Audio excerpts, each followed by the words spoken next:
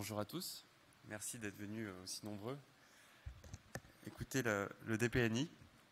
C'est toujours émouvant de parler devant la GOF. Un grand merci pour l'invitation. Mais en même temps, c'est un coup de vieux quand on passe de l'autre côté. Donc, je ne vous remercie pas pour l'invitation pour autant. Donc, on va parler du DPNI. On pourra travailler sur les échanges. Le but, c'est que ce soit didactique et que vous en reteniez les informations principales. Je suis maître de conférence à Antoine Béclair et responsable de l'unité de médecine fétale. Le DPNI, aujourd'hui, il est possible grâce à l'interface ADN libre circulant. Et cet ADN libre circulant, il a été découvert, c'est un grand mot, mais par Denis Lowe qui s'est dit on va faire l'analogie entre la grossesse et une tumeur. La tumeur relargue de l'ADN libre circulant sous forme d'ADN bicaténaire fragmenté, vraiment pas beaucoup de paires de bases. Et par cette analogie, a réussi et s'est dit tiens, si on va rechercher à amplifier des séquences qui ne sont pas nécessairement présentes dans le sang maternel, comme par exemple SRY pour le sexe fœtal, si c'est présent, par définition, c'est que ça ne provient pas de la mère. Je suis désolé, ça avançait tout seul. Bon. Et donc c'est comme ça qu'il a travaillé.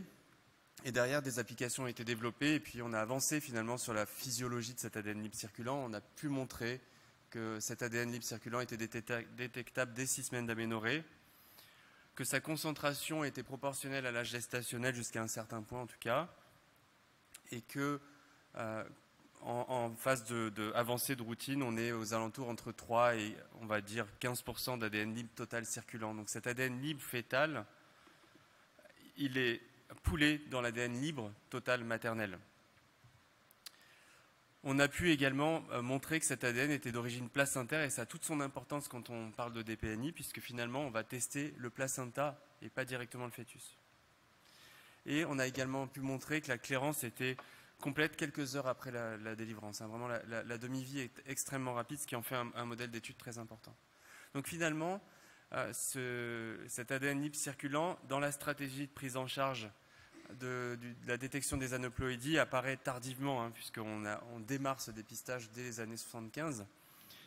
Dans les années 2000, on diffuse l'usage des marqueurs sériques. On va coupler au premier trimestre avec la mesure de la clarté nucale. Et puis, ça fait maintenant une dizaine d'années qu'on utilise l'ADN libre circulant, initialement vraiment pour le test trisomie 21, puis on a étendu au trisomie 13-18, puis on va le voir, on a étendu au tout chromosome, ce qu'on appelle maintenant le whole genome. Donc aujourd'hui, on a une expansion très rapide. Il est disponible en routine dans le monde. Il y a encore des écarts, évidemment, entre les pays. Et la particularité de ces tests, c'est qu'ils sont mis en place sur le plan technique beaucoup plus rapidement que sur le plan réglementaire. Donc ils sont disponibles à l'usage avant même qu'on puisse avoir toutes les réflexions de santé publique et parfois même des réflexions éthiques. Et donc il faut le prendre en compte. Comment ça fonctionne le DPNI? Le DPNI, donc je vous l'ai dit, ça fonctionne sur la base de l'ADN libre circulant. Il n'y a pas de marqueur spécifique de l'origine fœtale de l'ADN. Donc finalement, on va utiliser les techniques de séquençage haut débit, nouvelle génération, pour aller séquencer l'intégralité de ce qu'on appelle des rides de l'ADN libre circulant, dans lequel on va avoir de l'ADN maternel et de l'ADN fœtal. Et ce qu'on va aller rechercher, c'est une surreprésentation de tout ou partie d'un chromosome. Dans le cas du DPNI 21, c'est le chromosome 21, et c'est cette surreprésentation qui va être mise en évidence et qui va faire dire attention, il y a un risque de trisomie 21 et pousser vers un examen de confirmation diagnostique, qui est l'amniosynthèse ou la biopsie trophoblaste. Mais finalement, cette surreprésentation, si on prend l'intégralité de l'ADN libre circulant, je vous ai dit que l'ADN d'origine fœtale, c'était une proportion vraiment minime. Donc cette surreprésentation, par exemple pour le chromosome 21, c'est plus 0,1%. Mais à l'échelle statistique, on arrive à le mettre en évidence, cette surreprésentation, parce qu'on utilise le séquençage haut débit, on va effectuer énormément de séquençage et derrière, ce sont les outils biostatistiques qui vont permettre de fixer le seuil de significativité qu'on va exprimer en Z-score, à l'écart à la déviation standard. Donc finalement, ce DPNI qu'on utilise maintenant en routine, il a été validé sur la base d'études internationales et françaises, d'abord en population à haut risque. Donc on va isoler un contingent de patients à haut risque sur la base des marqueurs sériques, par exemple, et la sensibilité et la spécificité pour la trisomie 21 est excellente, mais elle n'est pas parfaite. Donc elle impose systématiquement la réalisation d'un test de confirmation. On reste sur un test de dépistage. Pour la trisomie 18 et la trisomie 13, les indices de performance sont un peu moins bons, mais ça reste quand même bien plus efficace que par la stratégie standard. Et puis derrière, on a validé en population générale, on a montré que ce test des PNI, il fonctionnait également en population générale, que ce soit sur les grossesses spontanées ou sur les grossesses obtenues par fécondation in vitro notamment. Donc on passe d'une stratégie de dépistage par marqueur sérique intégrée à la mesure de la clarté nucale. Vous voyez que cette stratégie, le taux de vrai positif est relativement bas, on est aux alentours de 5%. Ça veut dire qu'on va générer un nombre d'examens de confirmation diagnostique, de tests invasifs important, avec possiblement générer de l'anxiété, plus ou moins de risque de perte fétale, même si on considère que le risque est extrêmement faible, à un test qui améliore considérablement la valeur prédictive positive quand il est implémenté dans une stratégie globale. Pour la trisomie 18 et la trisomie 13, vous voyez que cette valeur prédictive positive, elle est moins bonne. Elle dépend notamment de la prévalence de la maladie qui est plus faible par rapport à la trisomie 21. Donc aujourd'hui, ce DPNI, on l'utilise comment? On l'utilise principalement en deuxième intention.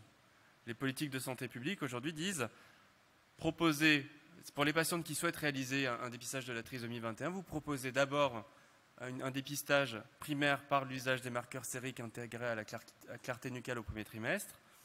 Et si vous êtes dans une situation à risque augmenté, donc risque intermédiaire d'abord, 1 sur 51 et 1 sur 1000, vous pouvez proposer un test des PNI en deuxième intention. Si vous avez un risque qui est supérieur à 1 sur 51, donc strictement supérieur, en première intention, on propose un test de confirmation diagnostique par amniosynthèse ou biopsie trophoblaste, puisque dans ce sous-groupe de patientes, on sait qu'il y a une surreprésentation d'autres anomalies chromosomiques déséquilibrées que trisomie 13, 18 et 21. Donc on ne les dépistera pas nécessairement par le test des PNI. On peut également le proposer en première intention, en contexte de grossesse multiple, puisque là, les marqueurs sériques ne fonctionnent plus. On ne peut pas évaluer la qualité de dépistage est très mauvaise. On le propose également quand il y a un antécédent de trisomie 21 lors d'une précédente grossesse ou lorsqu'il existe une translocation robertsonienne qui implique le chromosome 21 ou alors les chromosomes 13 et 18, mais dans ce cas-là, il faut que ce soit prescrit dans le cadre d'un CPDPN. Donc c'est ça la politique aujourd'hui des mesures de santé publique en France. Alors vous allez me dire, cette politique, elle est quand même un peu aberrante puisqu'on parle d'un test qui fonctionne beaucoup mieux que les marqueurs sériques et finalement on va l'implémenter en deuxième intention. Il y a plusieurs courants de pensée. Il y a les gens qui vont expliquer que les marqueurs sériques ont encore un intérêt en population. Donc ça, c'est aussi à prendre en compte puisque ça va permettre de dépister éventuellement d'autres choses. Et puis, il faut garder à l'esprit que ce test des PNI il coûte 380 € aujourd'hui. Et donc, la société n'est pas en mesure de prendre en charge un dépistage primaire pour l'intégralité des patientes.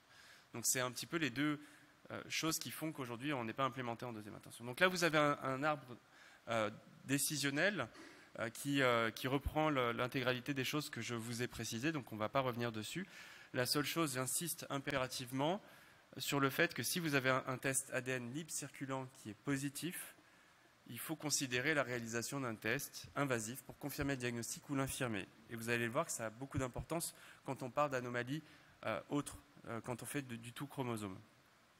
Ce test des PNI, il va être, vous avez vu, on cherche des variations extrêmement faible, du 0,1% en surreprésentation. Donc on va être intrinsèquement lié à ce qu'on appelle la fraction fétale. Si votre fraction fétale est trop basse, on ne pourra pas interpréter les résultats. Alors aujourd'hui, les tests ont diminué ce niveau de fraction fétale obligatoire. Avant, sur le test majoritairement prescrit, il fallait une fraction fétale à 4% minimum pour pouvoir conclure sur une grossesse singleton. Aujourd'hui, on a abaissé les seuils à 1%. Il y a même d'autres tests qu'on peut utiliser qui s'affranchissent de la mesure de la fraction fétale. Mais cette fraction fétale, il faut savoir qu'elle est contrôlée, elle est influencée par différents paramètres. Évidemment, les grossesses multiples. Les vanishing twins, si vous avez une grossesse qui s'est interrompue initialement, elle peut faire varier, une grossesse gémellaire qui s'est interrompue partiellement, elle peut faire varier la fraction fétale. On peut avoir une interférence, et ça c'est intuitif, une patiente qui a un indice de masse corporelle trop élevé va avoir une surdilution de l'ADN d'origine placentaire dans le pool d'ADN maternel total. Et donc ça peut influencer. Et puis il y a d'autres choses qui sont en discussion.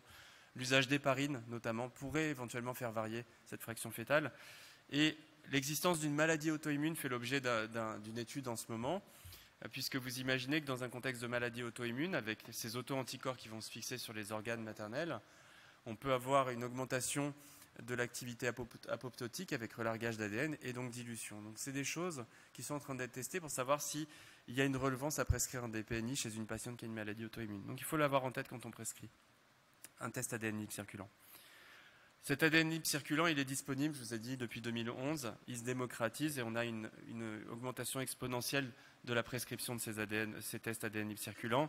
Ça, ce sont des résultats qui ne sont pas consolidés pour 2020, donc on va être un petit peu au-dessus.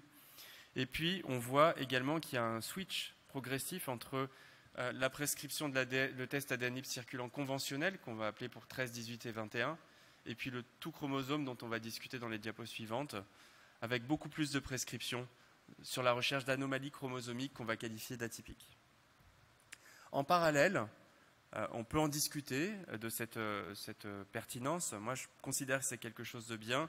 On observe une diminution très importante de la prescription de cariotypes, plus ou moins CGH arrêt, qu'on appelle ACPA également, en parallèle de la prescription de ces ADN libres circulants. Donc un effet positif pour la population, oui. Un effet négatif pour les internes en formation qui sont moins exposés à la réalisation de prélèvements invasifs. Ça, c'est inhérent, mais vous savez aussi qu'on travaille maintenant sur simulateur et donc vous pouvez toujours vous former, c'est important. Donc ce DPNI Whole Genome, c'est un DPNI qui va permettre d'étendre la recherche d'anomalies et notamment sur les trisomies rares, ce qu'on appelle les RATs, les trisomies autosomiques rares, vont être en capacité d'être détectées.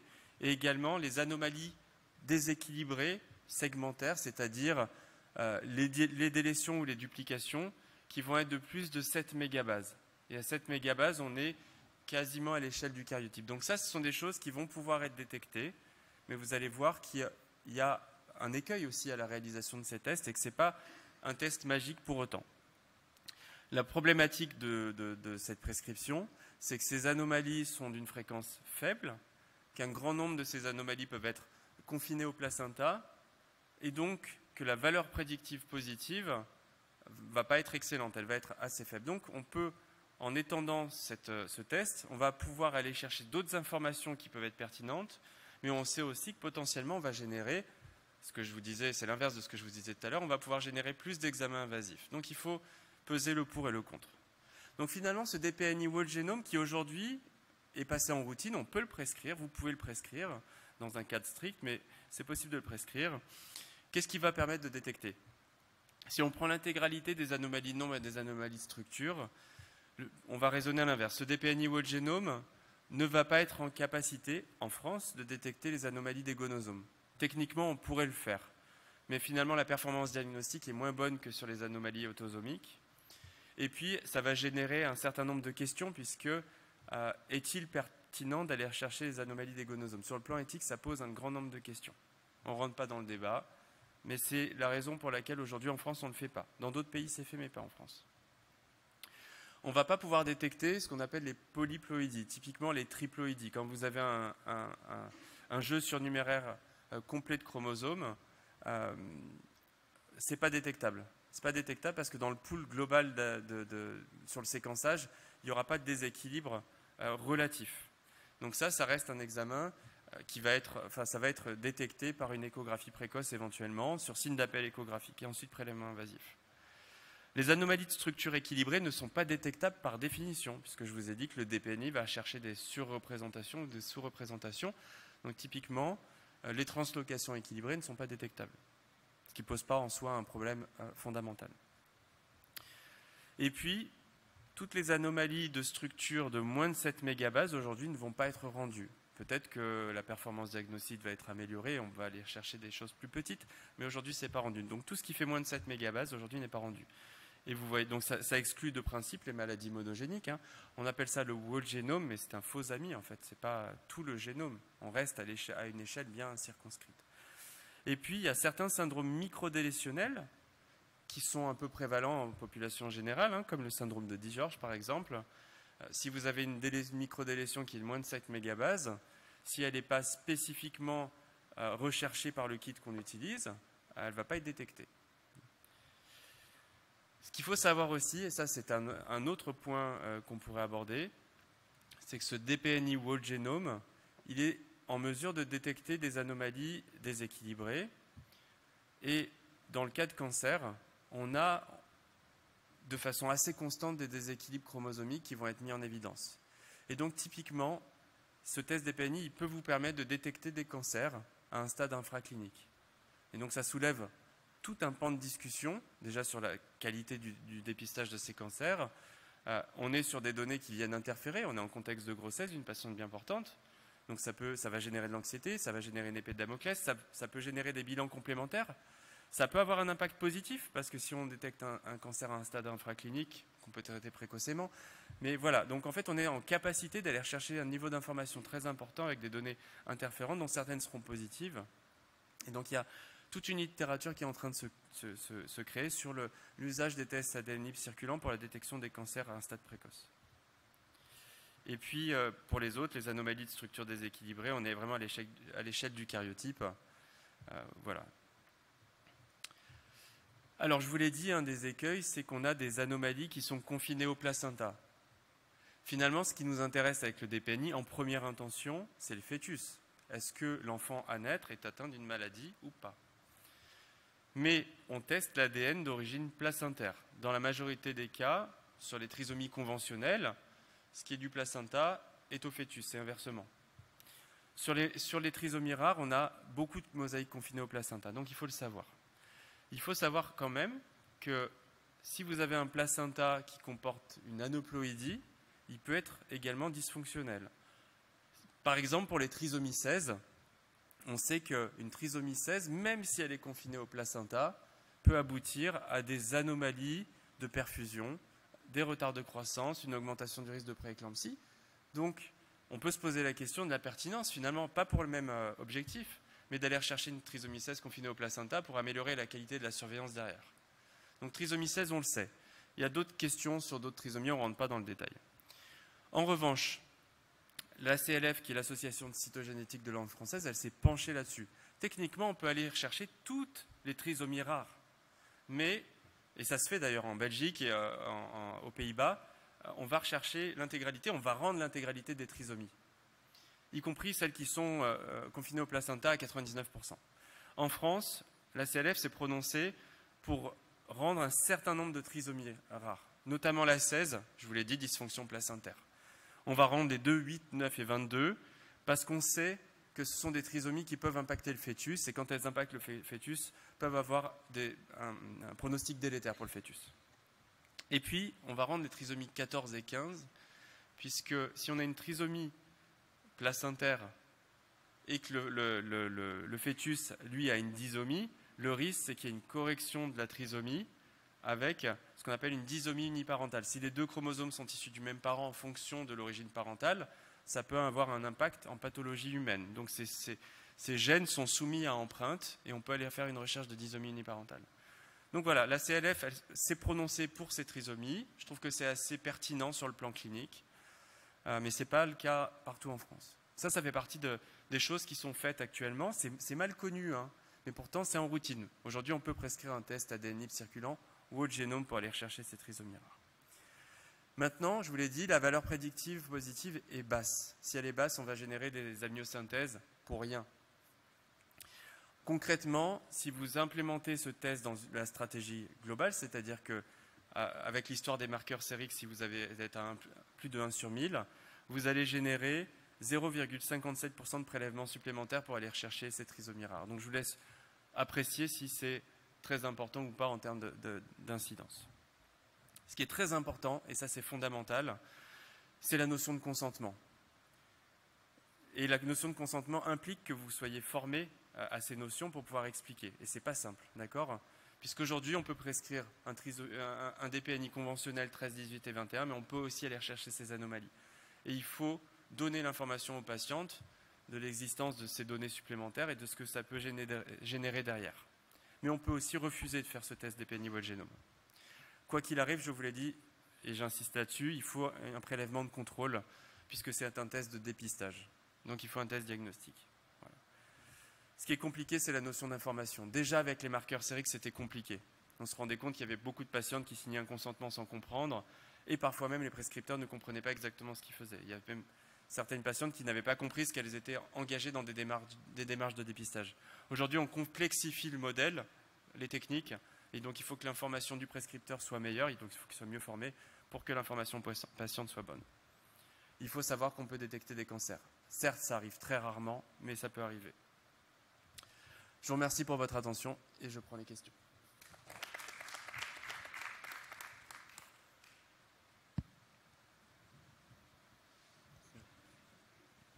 Merci pour... c'était brillant. Je pense que c'est 1000 fois plus intéressant que les RPC sur les césariennes pour les internes. Mais alors vraiment, c'était vraiment très bien. J'ai 2 questions. Une question très pratique. Est-ce qu'on a le droit de comparer, enfin en consultation routine dans la vie de tous les jours, une patiente qui aurait un risque de 1 sur 1050? Est-ce qu'on a le droit de comparer ce chiffre-là avec les performances du DPNI? C'est-à-dire ces patientes qui arrivent à... Elles sont pas bêtes, hein, elles font le ratio, elles se disent, bah voilà, ça fait 0,09% de risque de trisomie au regard de l'HT21 sur 1050. Est-ce que je peux mettre est-ce que j'ai le droit en tant que prescripteur de mettre en regard de ce chiffre la valeur prédictive positive et la valeur prédictive négative du DPNI? Est-ce que ça a un sens, un raisonnement pour l'inciter ou pas? Moi, personnellement, en tant que futur père de famille, à 1050, je fais le DPNI, pour moi. Mais je ne sais pas si ce raisonnement est logique.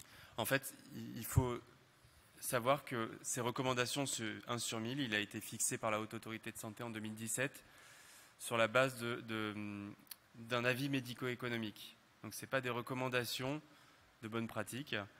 C'est basé certes sur des données de performance, mais c'est vraiment un rapport coût-économie. Et donc, il y a des modèles, on a fait des stratégies en plaçant le cut-off différemment pour savoir qu'est-ce que la société est capable d'absorber en termes de coûts, en prenant en compte également le coût du handicap. Il y a plein de choses qui rentrent en compte. Donc ce 1 sur 1000, il est monté de toutes pièces. Et puis, le problème aussi, c'est que le 1 sur 1000, il a été fixé sur la base du dépistage de la trisomie 21. Et en fait, on est en train de discuter d'un truc qui n'est plus du tout de la trisomie 21. Il faut savoir aussi que les seuils qui sont fixés, ils tiennent compte des marqueurs secs, tout ça. Et on est dans une stratégie où on est déjà en deuxième intention pour un test beaucoup plus performant. Donc c'est contre-intuitif. Et donc on a déjà 15% de fœtus atteints de trisomie 21 qui ne sont pas détectés par cette politique, y compris quand on est... Enfin voilà. Donc en fait, c'est très difficile de comparer les indices de performance. Malheureusement, il y a des seuils qui sont fixés, je suis assez d'accord. Et la notion de stress aussi évolue. Parce qu'il y a 5 ans, on était à 1 sur 500. Nous-mêmes, on disait aux patientes, vous n'êtes pas dans un groupe à risque, tout va bien. Aujourd'hui, le 1 sur 500 vient générer une anxiété majeure parce qu'on a changé le cut-off à 1 sur 1000. Donc il faut tout repositionner. C'est compliqué de comparer les indices de performance parce que déjà le système est biaisé de base. Et deuxième question sur le DPNI. Aujourd'hui, avec les tests qui sont de plus en plus performants, on pourrait le faire par exemple à 9 ou 10 semaines d'aménorrhée. Est-ce que ça aurait un... Ma question c'est, il y a des patientes qui font des fausses couches à répétition, donc ça sort un petit peu du truc, hein, mais il y a des patients qui font des fausses couches à répétition et personne fait du karyotype sur le produit de conception, voilà. Alors que quand on fait des fausses couches à répétition, c'est le meilleur examen qui existe, je ne sais même pas pourquoi il n'est pas fait. Est-ce que la patiente elle a un arrêt de grossesse à 10 semaines avec le DPNI Wall génétique, même ce qu'ils cherchent, au moins c'est une triploïdie, c'est quelque chose, au moins on sait que c'est pas dans une maladie, une cause immunologique. Question ultra pertinente, à tel point qu'on s'est posé la question de monter un projet de recherche là-dessus, pour proposer un DPNI chez ces patientes qui font des fausses couches pour essayer En fait, le problème de la fausse couche, c'est qu'on a des discours qui sont basés sur des données cytogénétiques, de karyotypes, des données très anciennes. On considère qu'il y a plus de 50% d'anomalies des chromosomes, y compris dans des fausses couches spontanées, non récurrentes. Et donc c'est vrai que pour améliorer la qualité de l'information pour les patientes, on s'est dit, si on arrive à mettre le doigt sur quelque chose pour leur cas précis, on va permettre de mieux prendre en charge ces patientes, au moins sur le plan moral et éthique, en leur disant, voilà, on est allé rechercher une information, sans pour autant que ça débouche sur des examens complémentaires ou une prise en charge différente derrière. Il y a une équipe qui dépose actuellement un projet de recherche là-dessus. Ça implique néanmoins qu'on est à 9-10 semaines d'aménorrhée, donc on va avoir une fraction fœtale qui va être beaucoup plus basse, et ça veut dire que sur le plan des outils moléculaires de génétique, il va falloir qu'on aille dans une profondeur de séquençage beaucoup plus importante pour mettre en exergue des variations beaucoup plus fines sur le plan statistique. Mais oui, la réponse est oui, c'est des choses que nous souhaiterions faire et qui vont être faites.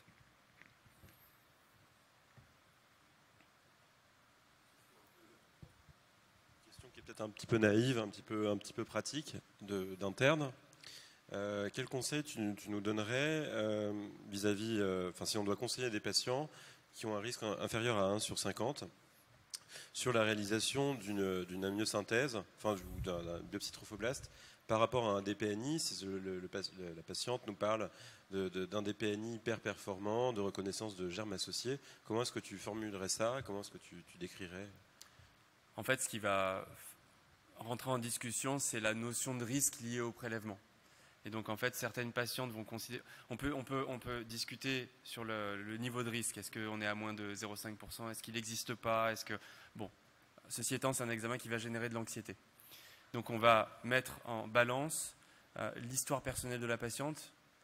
Une patiente qui a fait 15 000 fausses couches ou qui sort d'un parcours de PMA extrêmement long, pour lequel la notion de prise de risque va être beaucoup plus importante que pour une autre patiente. De toute façon, c'est la patiente qui aura le fin mot. Ceci étant, avant le DPNI whole genome, c'est vrai que je me battais un petit peu plus avec les patientes pour leur dire attention, si vous voulez être pleinement rassurés, l'amniosynthèse vous donnera un niveau d'information beaucoup plus important que le DPNI. Aujourd'hui, avec le DPNI whole genome, typiquement, je trouve que c'est une très belle indication, le plus de 1 sur 50 pour prescrire un DPNI whole genome, mais entre 1 sur 51 et 1 sur 1000, on a aussi une surreprésentation de ces anomalies, donc ça fait aussi partie des indications qui peuvent être, qui sont intéressantes. Mais le plus de 1 sur 50, pour moi, c'est typiquement la bonne cible.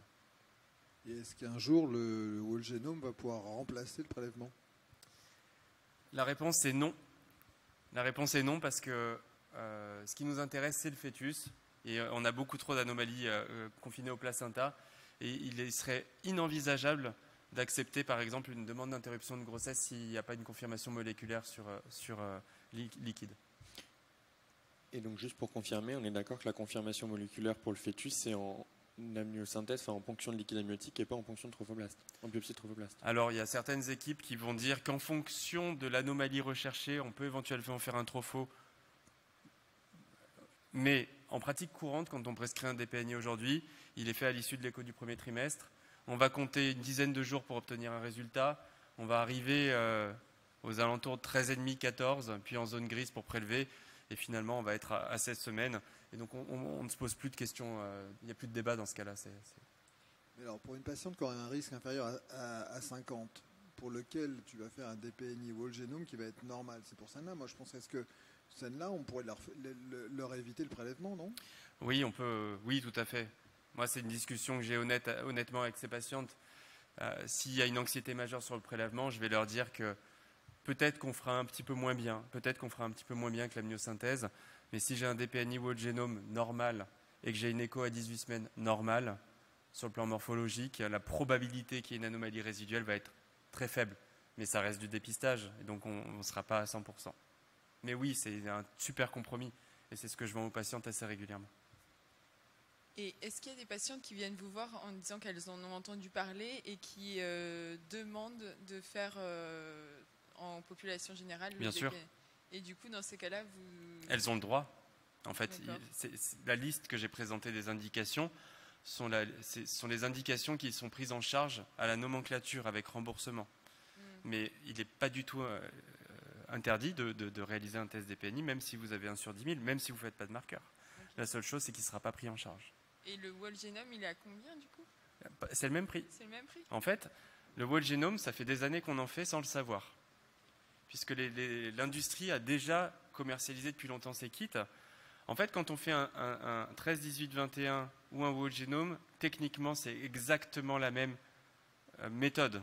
La seule chose, c'est qu'on va mettre des filtres. Si je fais un 13, 18, 21, je vais mettre des œillères sur tout ce qui se passe à côté. Point barre. Et donc, en fait, une patiente qui fait un 13, 18, 21, si elle change d'avis, elle n'a pas besoin d'être reprélevée. On lui fait signer un consentement whole genome et le laboratoire rend le résultat. C'est juste qu'ils mettent des œillères. Donc, si on fait un 13, 18, 21 et qu'il y a une trisomie 16, si l'information n'a pas été donnée en amont et que le consentement n'a pas été signé, le résultat sera rendu normal 13, 18, 21. Mais du coup, il y a quand même ce problème au niveau des dépistages des cancers, etc. Où vu que les sociétés savantes ont dit qu'on faisait le 2, 8, 9, 12, 14, du coup, on regardera que ça. Aujourd'hui, en France, les gens mettent des œillères. Mais il y a une vraie... L'agence de biomédecine va se réunir.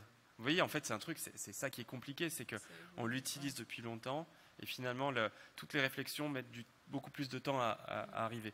Donc, il y a un groupe de travail de l'agence de biomédecine qui va se réunir au mois de juin, qui va clarifier ses positions, en tout cas. Okay. Mais oui, c'est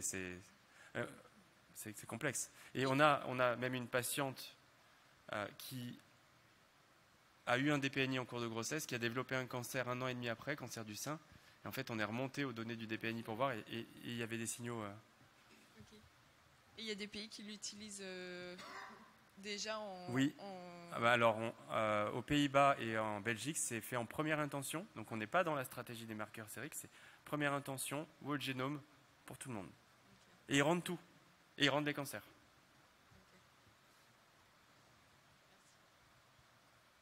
Oui. Moi, j'ai juste une question. L'ADN qu'on recherche, il est présent, comment dire, tout au long de la grossesse, jusqu'à la délivrance. Après, il y a une certaine clairance.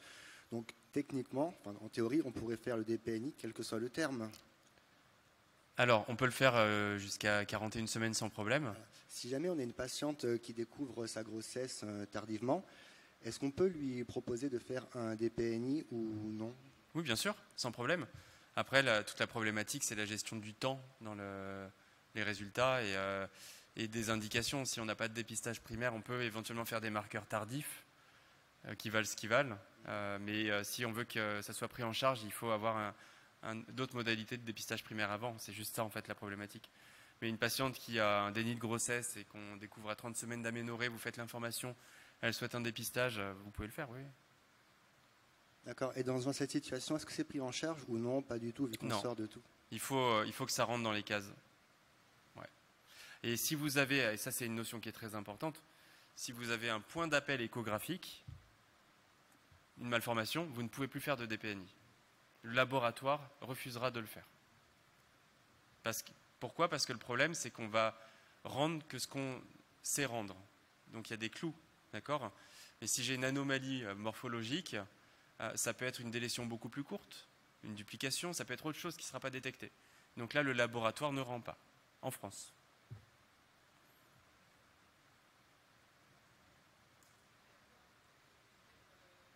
Il n'a pas le droit, en fait. Hein. Déjà. Bonjour. Bonjour. Moi, je suis sage-femme à Toulouse, en dépistage. Et alors, ce qu'on fait, nous, quand on a des grossesses, par exemple, qu'on découvre tardivement, on fait des marqueurs sériques tardifs. Je ne sais pas si c'est une bonne stratégie. On les envoie à Robert Debré. C'est ce que je disais, effectivement. C'est ce qu'on propose également. Ouais. Mais la problématique des marqueurs tardifs, déjà, ils sont... Bon, on a beaucoup de faux positifs. Bon, l'intérêt finalement de ces marqueurs tardifs, c'est qu'ils vont vous mettre beaucoup plus de patientes en zone à risque, et donc finalement, l'effet positif, c'est que derrière, vous pouvez déclencher le DPNI, et il sera pris en charge. C'est ça. Ouais. Et j'ai pas bien compris à qui vous proposez le DPNI étendu. Concrètement, les indications aujourd'hui, ce sont celles du dépistage de la trisomie 21. Donc une patiente qui a un risque à 1 sur 900. En fait, tout ce que vous pouvez faire en DPNI conventionnel, aujourd'hui, vous pouvez proposer du whole genome, du étendu. Mais je pense que la vraie problématique, c'est de comprendre nous-mêmes ce qu'on fait et de ce que ça peut générer comme information derrière. Toute la problématique, elle est sur l'information de la patiente. Parce que techniquement, derrière, le labo déroule et puis il vous rend le résultat. Mais le problème, c'est d'arriver à gérer un résultat de trisomie 16 sur le DPNI derrière. Après, c'est le job du CPDPN. Vous envoyez au CPDPN et c'est lui qui va gérer l'information derrière. Mais le plus important, c'est de donner l'information la plus correctement possible. Voilà. Donc pour le moment, c'est... Aujourd'hui, vous prescrivez un test DPNI, vous pouvez prescrire un DPNI étendu à la place du DPNI conventionnel. Tout à fait. Et je dirais même que éthiquement, c'est important de dire aux patientes qu'il existe, puisque sinon ça va créer une disparité dans l'offre de soins. Et c'est le problème de l'information. Et je trouve que le niveau d'information est extrêmement disparate en France. Il y a des centres qui connaissent et il y en a d'autres qui ne connaissent pas. Mais il y a des CPDPN qui connaissent et il y en a d'autres qui ne connaissent pas. Pourtant, c'est un test qui est disponible. Mais voilà, qui a des performances qu'il faut discuter. C'est pas magique, hein, d'accord? Mais ça existe. En pratique, quand vous faites l'information, ça doit être extrêmement complexe parce que C'est très complexe. là, on vient de faire un topo qui est assez long. Si tu dois faire le même topo à toutes les patientes à chaque fois, putain. Et c'était intéressant, hein, mais Alors, on a repris un peu didactique. Mais après, dans l'idée, si on doit aller jusqu'à l'information complète des patientes, ça devient extrêmement complexe parce que quand tu commences à screener tous les différents types de génomes et de dire bah oui, mais on peut faire que 13, 18, 21, mais on peut aussi ouvrir un peu plus. Mais alors, ça veut dire que vous risquez de vous retrouver dans cette situation. C'est même plus complexe que de leur expliquer une intervention de cancéro. Il faut s'adapter à la personne qu'on a face à nous, ça c'est vrai que c'est important, mais je pense que l'information sur un DPNI, elle peut tenir en 10 minutes, ce qui est déjà assez long à l'échelle d'une consultation. Mais ces patientes-là, on les voit souvent en deuxième intention, finalement. On les voit parce que, dans la majorité des cas, parce que notre politique de santé, c'est le dépistage majoritaire deuxième intention. Donc ces patientes-là, on les voit, on les informe qu'elles sont en zone à risque augmenté, sur la base du dépistage. On leur rappelle qu'elles sont engagées dans une démarche de dépistage. On leur dit qu'il y a la possibilité d'aller plus loin en termes d'information, qu'on a encore des méthodes non invasives pour la détection de la trisomie 21. On explique qu'il est possible d'aller détecter d'autres trisomies que la trisomie 21 par le biais du même test, mais que la réalisation de ce test peut générer aussi un stress supplémentaire, puisqu'elle va exposer à un risque un peu plus augmenté de faire une amniosynthèse. Je pense qu'en verbalisant les choses comme ça, les gens voient. Assez souvent, les gens disent « moi, j'ai besoin d'avoir un maximum d'informations », assez facilement. En fait, le niveau de stress monte énormément quand on les informe qu'elles sont dans une zone à risque. Et derrière, à nous de donner les informations sur ce qu'il est possible de faire. Et je dirais que 9 fois sur 10, les patientes, quand on leur présente le test de cette façon, elles disent « bon, j'ai bien compris, mais je voudrais aller plus loin ». En revanche, s'il y a une barrière de langue évidente, je ne me lance pas, et encore moins sur un whole genome. Clairement. Merci beaucoup pour cette présentation et cette Merci discussion très intéressante. Merci bien. Et donc...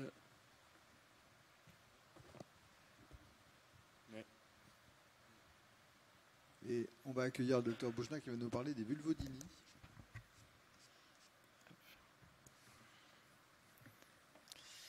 Ok, merci de l'invitation en dernière minute, Frédéric. Donc on va changer de registre en essayant toujours d'être assez didactique et de vous parler de la vulve et des douleurs pelviennes chroniques, en essayant de synthétiser une pathologie ou une idée qui a mis près de 20 siècles pour émerger. Alors la vulve, c'est un organe que vous connaissez, mais c'est aussi une unité donc anatomique et surtout fonctionnelle, et c'est ce qu'on appelle le couloir muqueux vestibulo-vaginal. Et cette zone-là qui est bien délimitée ici, c'est la ligne de Hart, eh bien c'est la zone la plus sensible de la femme, puisque dans les études, le vestibule, c'est là où il y a toutes les terminaisons nerveuses, alors que les autres zones de la vulve et du vagin, en particulier le vagin superficiel, est très peu innervé, ce pourquoi on peut oublier un préservatif et un tampon dans le vagin pendant très longtemps, la femme ne le sentira pas. Quant au col utérin, c'est un peu plus complexe. Et pourquoi est-ce que la vulve va faire mal? Parce qu'il y a une richesse d'innervation et de vascularisation que vous connaissez bien sur le versant anatomique et sur le versant vasculaire avec cette fameuse sex-skin reaction qui explique que lors, par exemple, d'un rapprochement amoureux, vous allez avoir cette vulve congestionnée et hyperémiée. Mais ça explique pourquoi ça fait mal. Il a fallu du temps pour définir ce qu'était une douleur de la vulve et ça a été fait par l'ISSVD qui est le consensus international sur les pathologies vulvaires. Et on distingue deux types de douleurs de la vulve. Les douleurs vulvaires qui sont liées à une cause spécifique que vous connaissez assez bien, les causes infectieuses comme par exemple l'herpès ou la candidose, les causes neuropathiques comme la névralgie punadale, les causes néoplasiques comme les pathologies vulvaires, les VIN, les causes inflammatoires comme le lichen, les déficits hormonaux, ceux induits par les contraceptions œstroprogestatives ou par la ménopause, les causes iatrogéniques comme par exemple la radiothérapie ou les causes traumatiques dans les suites d'un accouchement ou d'une mutilation génitale féminine. Tout ça va entraîner une douleur de la vulve. Et puis, vous avez des douleurs de vulve sans aucune cause spécifique, et c'est ça qu'on appelle les vulvodynies. Et ces vulvodynies peuvent être également secondaires à une douleur vulvaire qui a eu une cause spécifique, mais qui a secondairement disparu. Et donc la vulvodynie, c'est cette douleur alors qu'on ne voit rien. Et la définition officielle aujourd'hui, c'est donc un inconfort qui peut prendre la forme de brûlure, d'élancement, de tiraillement, vulvaire, soit localisé sur l'ensemble de la vulve, soit localisé sur une partie de cet organe, comme le vestibule, le clitoris, chronique, qui va évoluer plusieurs mois avec des hauts et des bas quotidiens, sans cause évidente. Sans cause évidente, ça veut dire que soit il n'y avait aucune cause initiale, soit la cause initiale a disparu. Alors, ça a mis énormément de temps pour définir ça, et la douleur de la vulve, c'est connu depuis Soranus d'Éphèse, que vous connaissez tous parce que c'est l'inventeur du spéculum. Et il rapportait dans son ouvrage qui s'appelait Satyriasis infemal, donc exagération morbide des désirs sexuels chez la femme, des douleurs de la vulve. Le 19e siècle a été très prolifique sur la douleur de la vulve et on définissait ça comme des points douloureux, voilà, ou des douleurs exquises de la vulve. Le milieu du XXe siècle a été un moment où les gens se sont dit mais ces douleurs de vulve, en fait, c'est des inflammations. Et c'est pour ça que dans certains ouvrages traînent les notions de vulvite, de vestibulite, d'adénite vestibulaire. Et puis, l'apport de la neurophysiologie et de la compréhension de la douleur a abouti aux définitions que je vous ai données juste avant, en prenant en compte le concept que la douleur, ce n'était pas uniquement un organe, mais que c'était quelque chose de beaucoup plus général. Parce que ce qu'il y a de commun dans la douleur chronique, c'est que l'événement déclenchant peut avoir disparu, qu'il y a un terrain de vulnérabilité à la douleur et qu'il y a un phénomène qui est majeur dans la définition de toute douleur chronique, c'est ce qu'on appelle l'hypersensibilisation régionale ou diffuse. Et je vais vous expliquer ce que c'est. Et il y a des filtres amplificateurs, c'est comme ça qu'on appelle, ou bien des facteurs déclenchants. Et la douleur chronique, on peut, pour l'expliquer, de la douleur de la vulve chronique, on peut l'apparenter à une rupture sentimentale. Il y a toujours une lésion tissulaire. Donc dans une histoire qui finit mal, c'est la séparation. Ça va générer une douleur.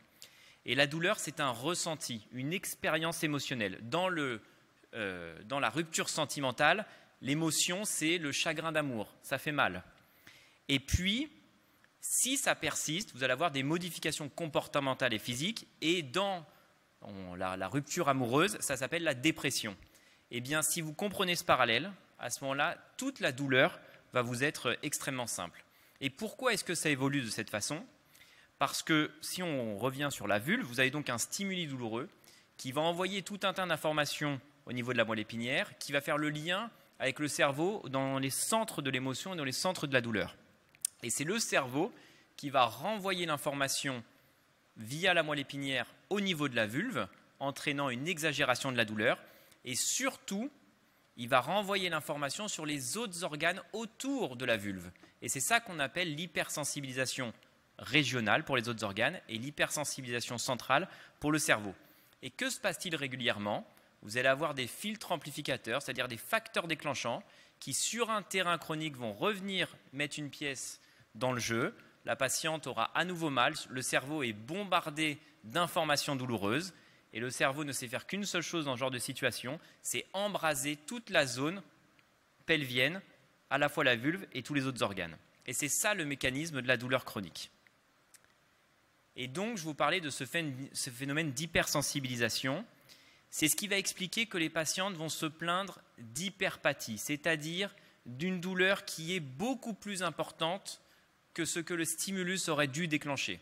Elles vont se plaindre d'allodynie, c'est-à-dire d'une douleur qui est disproportionnée par rapport au type de stimulus. C'est-à-dire que lorsque vous allez passer votre doigt ou un coton-tige ou une compresse sur la vulve, ça ne devrait pas faire mal et ça va faire mal.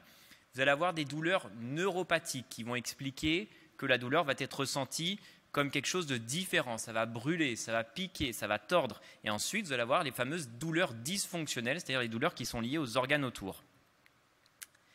Et donc, la vulve va donner une douleur pelvienne chronique par tous ces phénomènes. C'est-à-dire que lorsque la douleur va s'étendre sur les organes musculo-squelettiques autour, vous allez avoir ce qu'on appelle le syndrome myofacial ou les troubles musculo-squelettiques.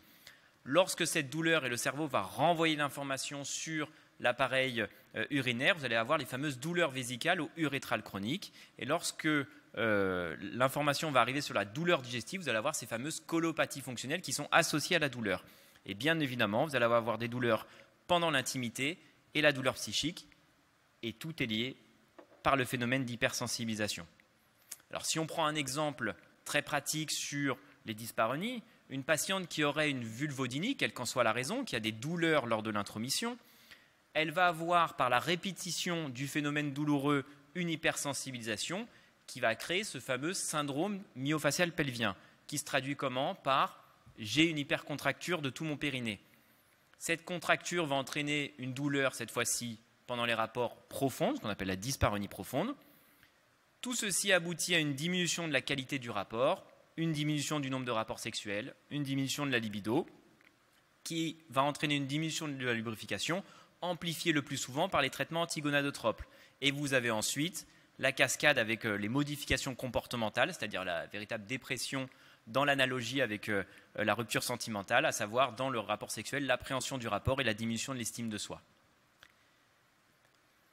Et donc, la question qui se pose, c'est pourquoi est-ce que des patientes vont évoluer vers ces vulvodynies ou ces phénomènes d'hypersensibilisation?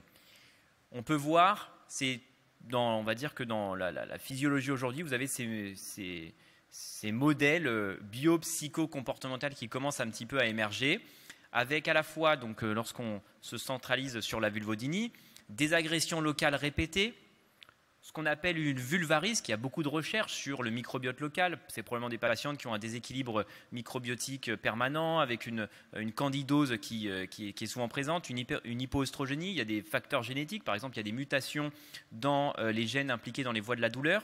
Et puis, vous avez un psyché à risque chez ces patientes. Et lorsque vous avez la conjonction de ces trois phénomènes, il y a un risque d'évolution vers la vulvodynie et vers le phénomène d'hypersensibilisation.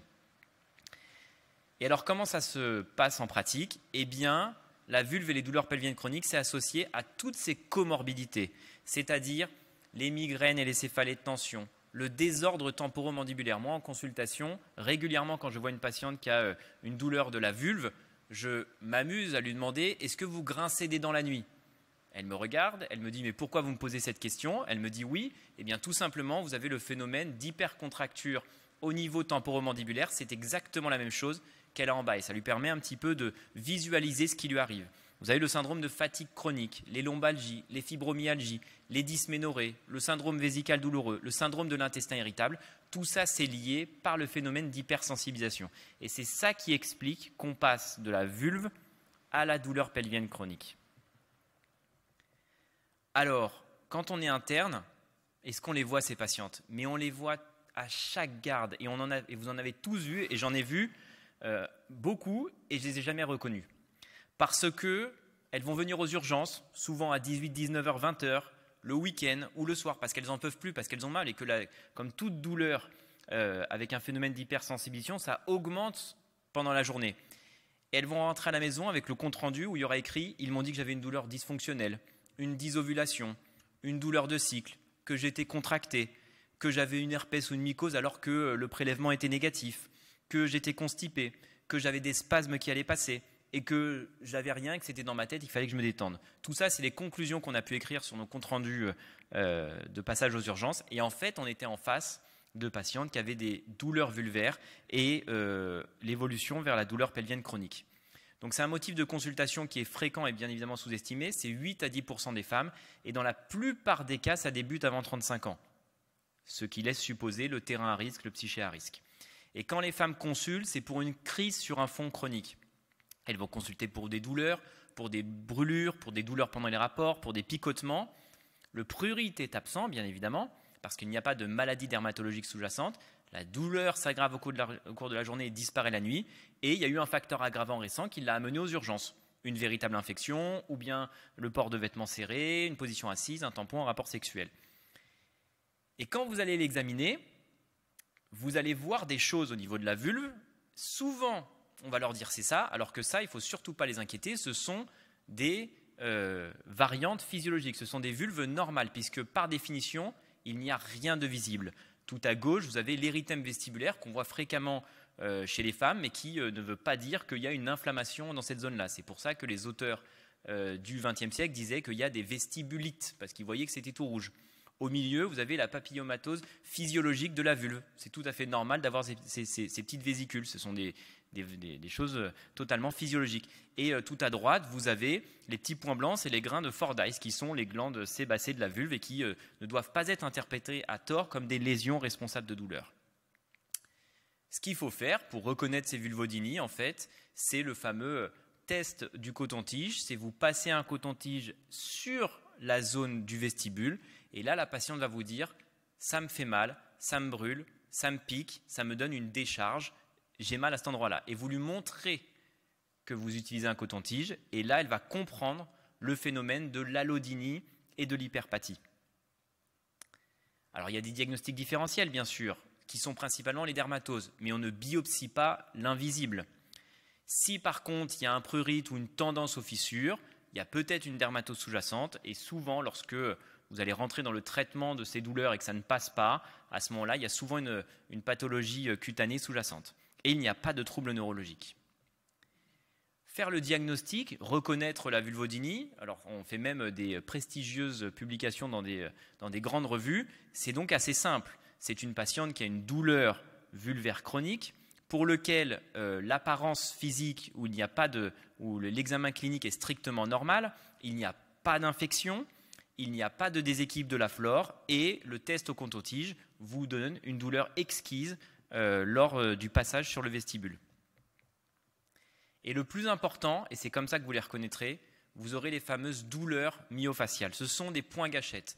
Il s'agit d'appuyer sur certains muscles, sur les branches ilio-coccygiennes, sur les releveurs. Vous pouvez appuyer sur la branche en direction du foramen obturateur. Et là, vous avez mal.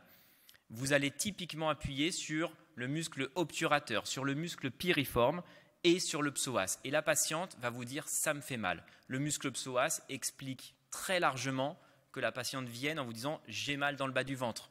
C'est tout simplement qu'elle a une contracture du psoas. Et souvent, il y a une colopathie sous-jacente. Aparté, toutes ces douleurs musculaires expliquent, vous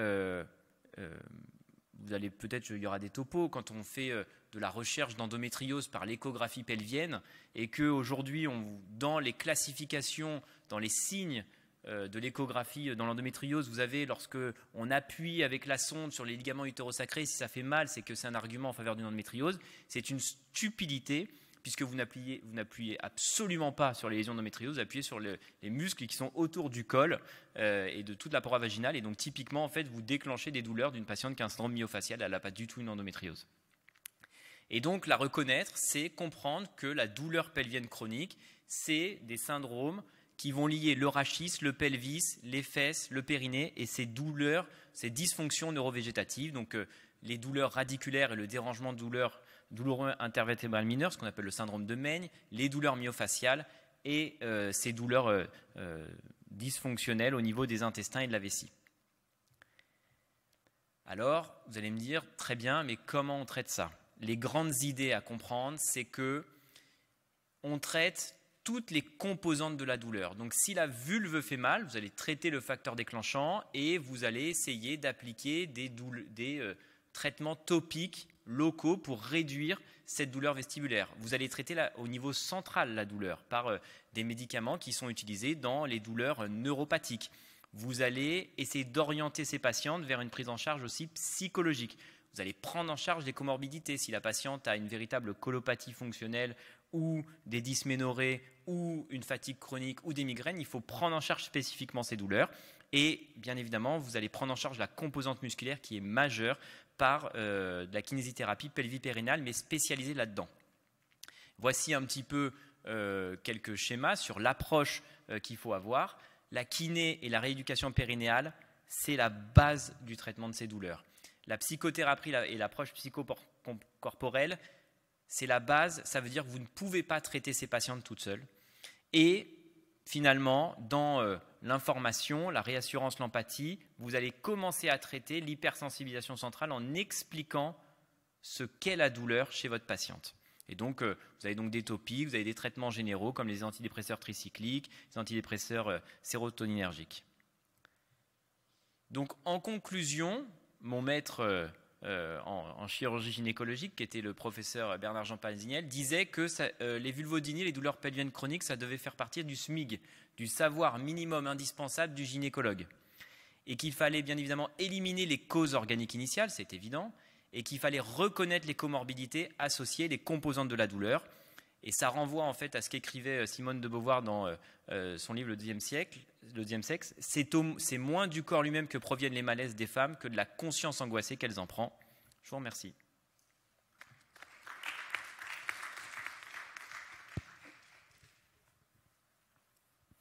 Merci beaucoup. Est-ce qu'on a des questions au sujet de cette présentation? Ouais.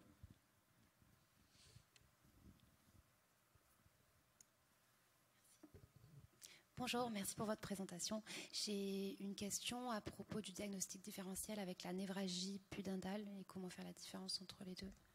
Alors, il y a deux choses. La névralgie pudendale est une cause de douleur vulvaire et non reconnue, elle va évoluer vers la douleur pelvienne chronique. Ça, c'est déjà quelque chose de très important à comprendre. C'est-à-dire que toutes les patientes qui ont une neuropathie, une névralgie pudendale, vont avoir ensuite tous les phénomènes douloureux chroniques. La névralgie pudendale va reposer sur un diagnostic qui va être lié à la mise en évidence d'une composante neuropathique très importante. Et dans la sémiologie, typiquement, c'est une douleur en position assise, sur un sol dur, mais qui cède lorsque vous êtes assis sur un support vide, typiquement aux toilettes. C'est le signe clinique de la névralgie pudendale. La patiente vous dit très clairement « je suis assis sur une chaise, ça me fait mal ». Et d'ailleurs, en consultation, elle est souvent à demi-assise pour éviter la douleur. Et lorsque vous lui posez la question « est-ce que vous êtes assise, lorsque vous êtes assise aux toilettes, est-ce que ça vous fait mal ?» La réponse c'est non. Ça, c'est dans les critères diagnostiques de l'ISSVD, c'est le symptôme majeur. La deuxième chose, c'est que vous allez avoir très souvent un trouble neurosensitif dans les territoires du pudendal. Alors, ça peut être soit les branches à destinée périanale, soit les branches à destinée vulvaire, mais vous allez avoir dans ces zones-là un petit trouble neurosensitif. Et enfin, troisième point, dans les critères diagnostiques, mais qui sont de moins en moins utilisés, c'était le test diagnostique en injectant des antidouleurs au niveau pudendal. Voilà. Jérémy, une question. Moi, j'ai jamais compris comment on traitait la vestibulite fissuraire que m'avait appris BJP, justement. Oui, alors la vestibulite fissuraire, donc c'est la fissure de la fossette naviculaire, donc de l'entrée du vagin post-coïtal, typiquement, soit chez l'adolescente qui a un terrain d'hypoœstrogénie, par exemple, avec une pilule assez forte, ou bien chez la patiente qui arrive en ménopause. Le traitement, il est double. Vous allez traiter la cause locale. Donc, soit la fissure est chronique, et il me semble que un traitement chirurgical d'exérèse de cette fissure, et si par exemple tu as une fissure qui est permanente là, tu pourras mettre tous les émollients que tu veux à base d'acide hyaluronique, à un moment donné elle va se réouvrir en permanence et donc il faut en faire l'exérèse avec une petite vulvopérinéoplastie, une exérèse en losange et une suture transversale. C'est pas du tout difficile. Et puis le reste du temps, c'est le traitement de la cause, c'est-à-dire le traitement du rapport. C'est le rapport qui crée la fissure. Et donc, c'est l'utilisation de lubrifiants. Et bien souvent, pourquoi si vous avez une fissure? Parce que, 1, il n'y a pas assez de lubrification, et 2, vous avez les muscles qui sont contractés. Et lorsqu'on a des muscles contractés, on a une diminution de la vascularisation de la peau et de la muqueuse, et donc il y a une fissure qui se crée. Donc si la fissure est chronique, on pourra mettre tous les émollients qu'on veut. Alors certains font des petites injections d'acide hyaluronique en regard des fissures, mais la plupart du temps ça se réouvre. Et une fissure chronique, à chaque rapport qui s'ouvre, je pense qu'il faut faire une petite vulvopérinéoplastie. Et puis le traitement des facteurs déclenchants, c'est traiter l'hypoœstrogénie en favorisant la lubrification et la kiné de relaxation. Et bien ensuite expliquer. Comment on pourrait faire pour, aux urgences, quand on a des patientes comme ça, ne pas être délétère dans la prise en charge et pouvoir, dans une consultation des urgences, faire tenir quelques petits conseils pour essayer de faire plus de bien que de mal, finalement. Ok, question diabolique. Je pense que le passage aux urgences pour une patiente qui a une vulvodynie, c'est déjà trop tard. Mais c'est terrible, hein, parce qu'on est vu par l'interne, souvent de premier, deuxième ou troisième semestre, et on ne le sait pas et on ne les voit pas. Ce qui va être difficile, c'est que ces patientes-là, vous allez les repérer, en fait, vous les voyez arriver, c'est-à-dire que quand elles s'installent sur la table de gynécologie, elles vont avoir ce phénomène réflexe de peur, d'être en hypercontracture. Et ce n'est pas qu'elles ont peur ou qu'elles sont trop contractées, c'est qu'en fait, elles ont le syndrome myofacial. Et donc, rien que ça, quand vous avez une patiente qui vient pour des douleurs, après avoir éliminé une grossesse, une organicité ou ce genre de choses, rien que ça, en fait, vous savez déjà que vous êtes là-dedans. Donc, je dirais...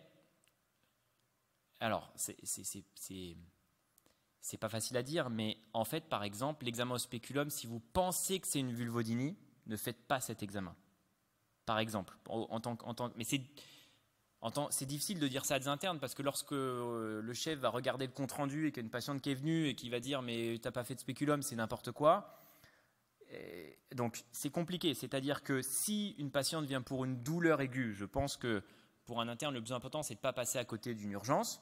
Donc un examen clinique sommaire, une palpation des aires musculaires, une palpation abdominale, un bêta-HCG et une échographie endovaginale qui est parfois moins douloureuse qu'un examen au spéculum, suffit à éliminer les grandes organicités.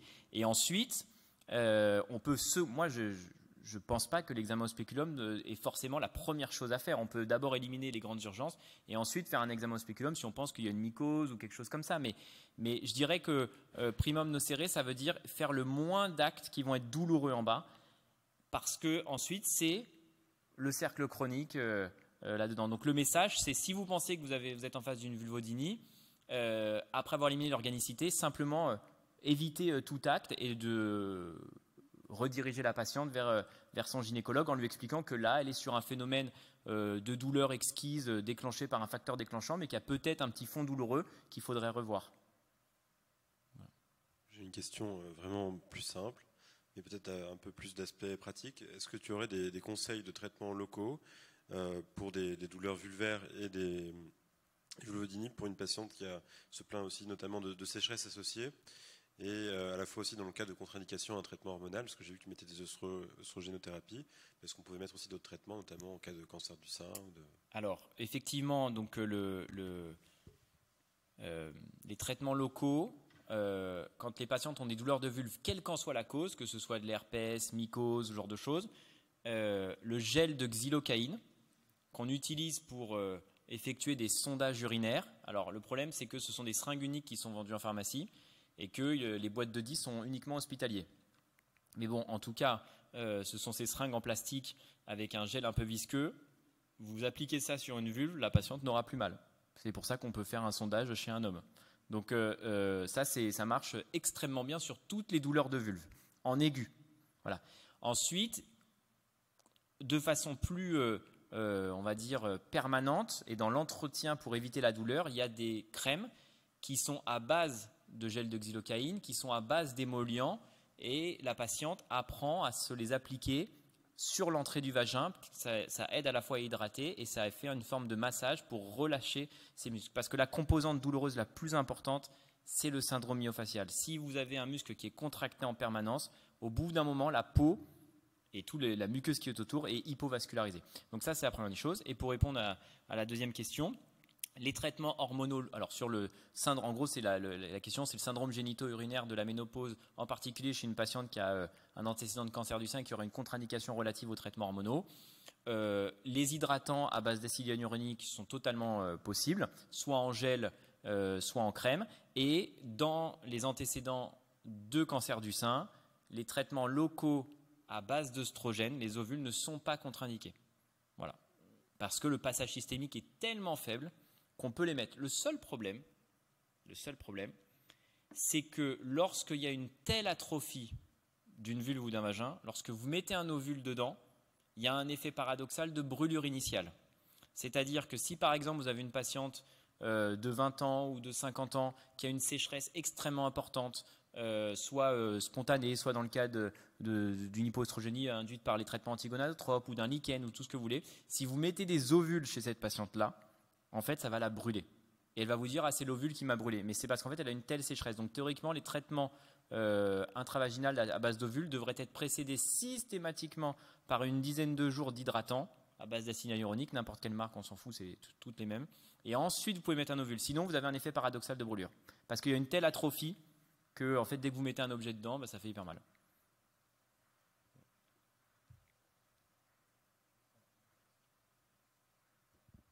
Oui, alors moi je rebondis juste sur la question. Moi je prescris pas mal le Cicaplast de La Roche-Posay. J'ai pas de conflit d'intérêt, mais c'est homologué sur les muqueuses et ça apaise hyper bien au niveau. Enfin, c'est juste une crème hydratante, mais qui a été homologuée sur les muqueuses vaginales. Et c'est vraiment, les dames, elles sont vraiment contentes. Et j'avais juste une question pour les antidépresseurs. Vous les introduisez vous? Personnellement, oui. Et il y a une surveillance particulière à faire ou... Alors, ce qu'il faut, c'est donner un antidépresseur. Alors, déjà, il faut leur expliquer que c'est pas pour traiter la dépression, que c'est pour traiter la douleur neuropathique. Vous pouvez prendre l'analogie avec les membres fantômes, ça marche assez bien. Moi, j'utilise du Laroxyl en gouttes, parce que c'est ce qu'on m'a appris, pour 2 raisons. La première, c'est que la patiente a comme ça un contrôle sur son dosage. C'est-à-dire que c'est des petites gouttes, elle prend 5 gouttes le soir à augmenter de 5 en 5 tous les 15 jours. Donc, l'augmentation est très progressive et on ne dépasse jamais 20 gouttes. Et ça va lui permettre de réduire son niveau d'anxiété et de stress central, qui est le phénomène principal dans la douleur chronique. Et ensuite, la surveillance, avec le Laroxyl en gouttes, il y a très peu d'effets secondaires. Simplement, certaines patientes vont dire qu'elles sont un peu stone le matin. C'est ça l'effet secondaire principal. Après, il y a des patientes qui ont un métabolisme qui explique que le produit va perdurer pendant la journée et qu'elles vont avoir l'impression d'être dans les vapes tout le temps. Mais il n'y a pas d'autre effet secondaire avec le Laroxyl. Certains donnent du Lyrica. Voilà, moi je le manie moins bien, donc je traite avec du Laroxyl. Et c'est surtout très temporaire. C'est souvent sur 3-4 mois et ensuite elles arrêtent. Et pour ce qui est effectivement des crèmes, celle que vous proposez est très bien. Moi, à titre personnel, je prescris une préparation pharmaceutique. En fait, donc il n'y a pas de marque, ça n'existe pas. Et c'est le pharmacien qui fait son vrai travail, c'est-à-dire de fabriquer un médicament. Voilà. Avec à l'intérieur de la lanoline, de la xylocaïne, de l'eau. Et c'est lui qui, avec les pourcentages que je lui donne, fait la préparation. Et donc, elle repart avec un petit pot. Et voilà. Merci beaucoup. S'il n'y a pas d'autres questions, merci. Oui. La neurostimulation. Question sur la neurostimulation. Alors là, par contre, personnellement, pas du tout.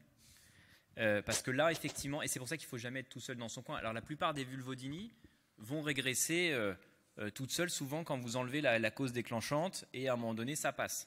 Mais dès que vous êtes dans des douleurs extrêmement étendues et des patientes qui traînent, il faut essayer de les référer à des centres antidouleurs. Le problème, c'est qu'en France, on est mauvais dans les centres antidouleurs parce qu'on n'en a pas assez et qu'il va falloir un jour, de toutes les façons, passer d'un mode de la gestion de la douleur avec nos thérapeutiques habituelles, Doliprane, anti-inflammatoires, à des approches complémentaires comme ça se fait ailleurs. Et ici, là, sur ce schéma, tout en bas, effectivement, vous avez ce qu'on appelle les thérapies interventionnelles. Donc, c'est les blocs nerveux, c'est les infiltrations de toxines botuliques. Il y en a même qui ont essayé de l'héparine dedans. Il y en a qui font de la radiofréquence, il y en a qui font du TENS. Voilà, il y a toutes ces modalités qui sont utilisables, bien sûr.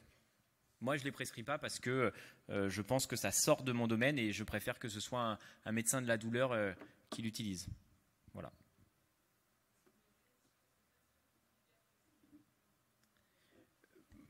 Moi, j'en ai pas l'expérience parce que les patientes que je vois, j'ai pas eu besoin d'aller jusque-là. Et malheureusement, on a un déficit aussi de kinés et de sages-femmes spécialisées là-dedans. Moi, la kiné avec qui je travaillais dans le 94, elle part à la retraite, donc voilà, c'est comme ça. Mais par contre, c'est le pilier central de la douleur. Si on traite, on peut mettre tous les médicaments antidouleurs qu'on veut, on peut faire tout ce qu'on veut. Si on ne traite pas la composante musculaire, ça marchera jamais. Merci beaucoup. On va enchaîner avec la présentation de Dr Mottet qui est là. Super. Donc, j'ai eu le plaisir déjà hier d'animer, on va dire, une séance, on va dire très très pratique on va dire effectivement sur la pratique de l'accouchement instrumental. Alors moi c'est un sujet qui m'intéresse particulièrement. Je viens de l'école de Besançon, je continue à pratiquer là-bas, je suis hospitalo-universitaire et je crois beaucoup en l'accouchement instrumental et je prends beaucoup de plaisir en fait à travailler avec mes collègues internes pour leur transmettre en fait ce que j'ai appris et faire en sorte que cette pratique extrêmement importante puisse perdurer. Et pourquoi il faut qu'elle perdure. Si on prend quelques minutes pour discuter du contexte des accouchements instrumentaux, il faut savoir qu'il y a une grande hétérogénéité au niveau international sur la pratique de l'accouchement instrumental. Si on prend simplement le contexte des pays développés, vous voyez qu'en France, la pratique en général, c'est à peu près 12% des accouchements qui sont instrumentés. Au Royaume-Uni, c'est quelque chose de similaire. Et puis après, quand on regarde ce qui se passe dans les pays en voie de développement, eh bien, on est très interrogatif parce qu'on voit par exemple comme un pays en Afrique subsaharienne où la mortalité maternelle et infantile est très importante, eh bien moins de 1% des naissances sont instrumentées. Et puis l'autre chiffre, finalement, qui est le plus déstabilisant, c'est quand on prend celui des États-Unis. Finalement, 3% d'accouchements qui sont instrumentés, finalement, un taux qui est similaire à ce qu'on voit dans les pays en voie de développement, alors que pourtant, aujourd'hui, on sait clairement que la littérature s'accorde sur le bénéfice des accouchements instrumentaux, notamment au cours du 2e stade du travail, parce qu'on a démontré que les accouchements instrumentaux permettent de réduire la mortalité maternelle, mais également la mortalité néonatale, et que les naissances instrumentées, en particulier les naissances par ventouse, permettent de diminuer la durée de la 2e stade du travail d'environ 4 heures et qu'il y a clairement un lien entre la prolongation du 2e stade du travail et le risque de complications maternelles. Si on prend les résultats de l'enquête nationale périnatale de 2016, eh bien effectivement, les voix basses instrumentales, c'est à peu près 12% en France. Et là, aujourd'hui, dans notre pays, on voit clairement une évolution des pratiques. Aujourd'hui, la ventouse devient le premier instrument en tout cas utilisé et du coup par conséquence enseigné, et que le forceps qui était resté longtemps en France l'instrument de choix, eh bien on voit que sa pratique est en train progressivement de disparaître. Et puis les spatules représentent aujourd'hui à peu près 23% d'accouchements instrumentaux. Alors ces chiffres, ils sont importants parce que quand on travaille en obstétrique, c'est toujours intéressant de connaître un petit peu les indicateurs obstétricaux dans la maternité dans laquelle on travaille. Si on ne connaît pas ces indicateurs, c'est comme si on se mettait sur une carte au niveau du monde et puis qu'on n'était pas capable de connaître en fait les pays aux alentours. Et c'est important de se situer quand vous êtes interne et que vous passez en fait dans une maternité. Quel est le taux d'accouchement instrumental? C'est sûr que si vous arrivez dans une maternité qui fait 3% d'accouchement instrumental, la pratique, les indications, l'enseignement ne va pas être le même que dans une maternité par exemple qui va faire 12-15%. Alors, qu'est-ce qu'on peut trouver comme raison pour expliquer la baisse de la pratique des accouchements instrumentaux? Quand on discute dans notre communauté, la première cause, c'est le risque d'échec. Et de façon très simpliste, il y a beaucoup d'obstétriciens maintenant qui disent de toute façon, je ne vais pas me lancer dans l'accouchement instrumental parce que aujourd'hui, on sait que c'est des instruments qui ne fonctionnent pas toujours très bien. Et moi, je ne vois pas l'intérêt en fait, d'exposer ma patiente à un risque d'échec. Soit la patiente finalement accouche spontanément avec la sage-femme, soit je la césarise. Mais le job et le travail de l'obstétricien aujourd'hui, c'est pas ça. Enfin, si on met de l'énergie à former des jeunes obstétriciens, c'est qu'il faut être convaincu que l'accouchement instrumental, il a sa place aujourd'hui dans la prise en charge de nos patientes. Alors le risque d'échec dans la littérature, c'est très variable. Pour la ventouse, par exemple, c'est 7 à 36%. 36%, c'est sûr que c'est énorme. Enfin, dire qu'on utilise un instrument et que dans 36% des cas, on ne va pas arriver en fait, à accoucher la patiente, on peut quand même s'interroger sur ce chiffre très hétérogène en disant mais comment la pratique elle est enseignée. Le forceps, qui est réputé pour être un instrument vraiment de choix pour l'extraction instrumentale, c'est pas 100% et c'est 10% d'échecs. Mais ce chiffre de 10% d'échecs, il est quand même extrêmement important parce que l'instrument idéal qui permettrait en fait d'accoucher dans 100% des cas une patiente sans échec, à mon sens, il ne doit pas exister. On ne doit pas avoir dans nos maternités un instrument qui permet à chaque fois qu'on l'utilise de sortir tous les enfants parce qu'aujourd'hui, les indications d'accouchement instrumental ne sont pas toujours bien posées et qu'il faut un instrument de sécurité qui permet à un moment donné guider l'obstétricien en disant là en fait ça ne progresse pas, il y a peut-être quelque chose qui se passe, il y a peut-être les épaules qui retiennent, il faut que tu arrêtes et que tu fasses une césarienne. Si on met un instrument qui sort toutes les têtes des enfants, il va y avoir des catastrophes. Le risque de complications, c'est aussi un des arguments qui motive certaines équipes à abandonner l'accouchement instrumental. On met en avant beaucoup le risque de lésion obstétricale du sphincter anal.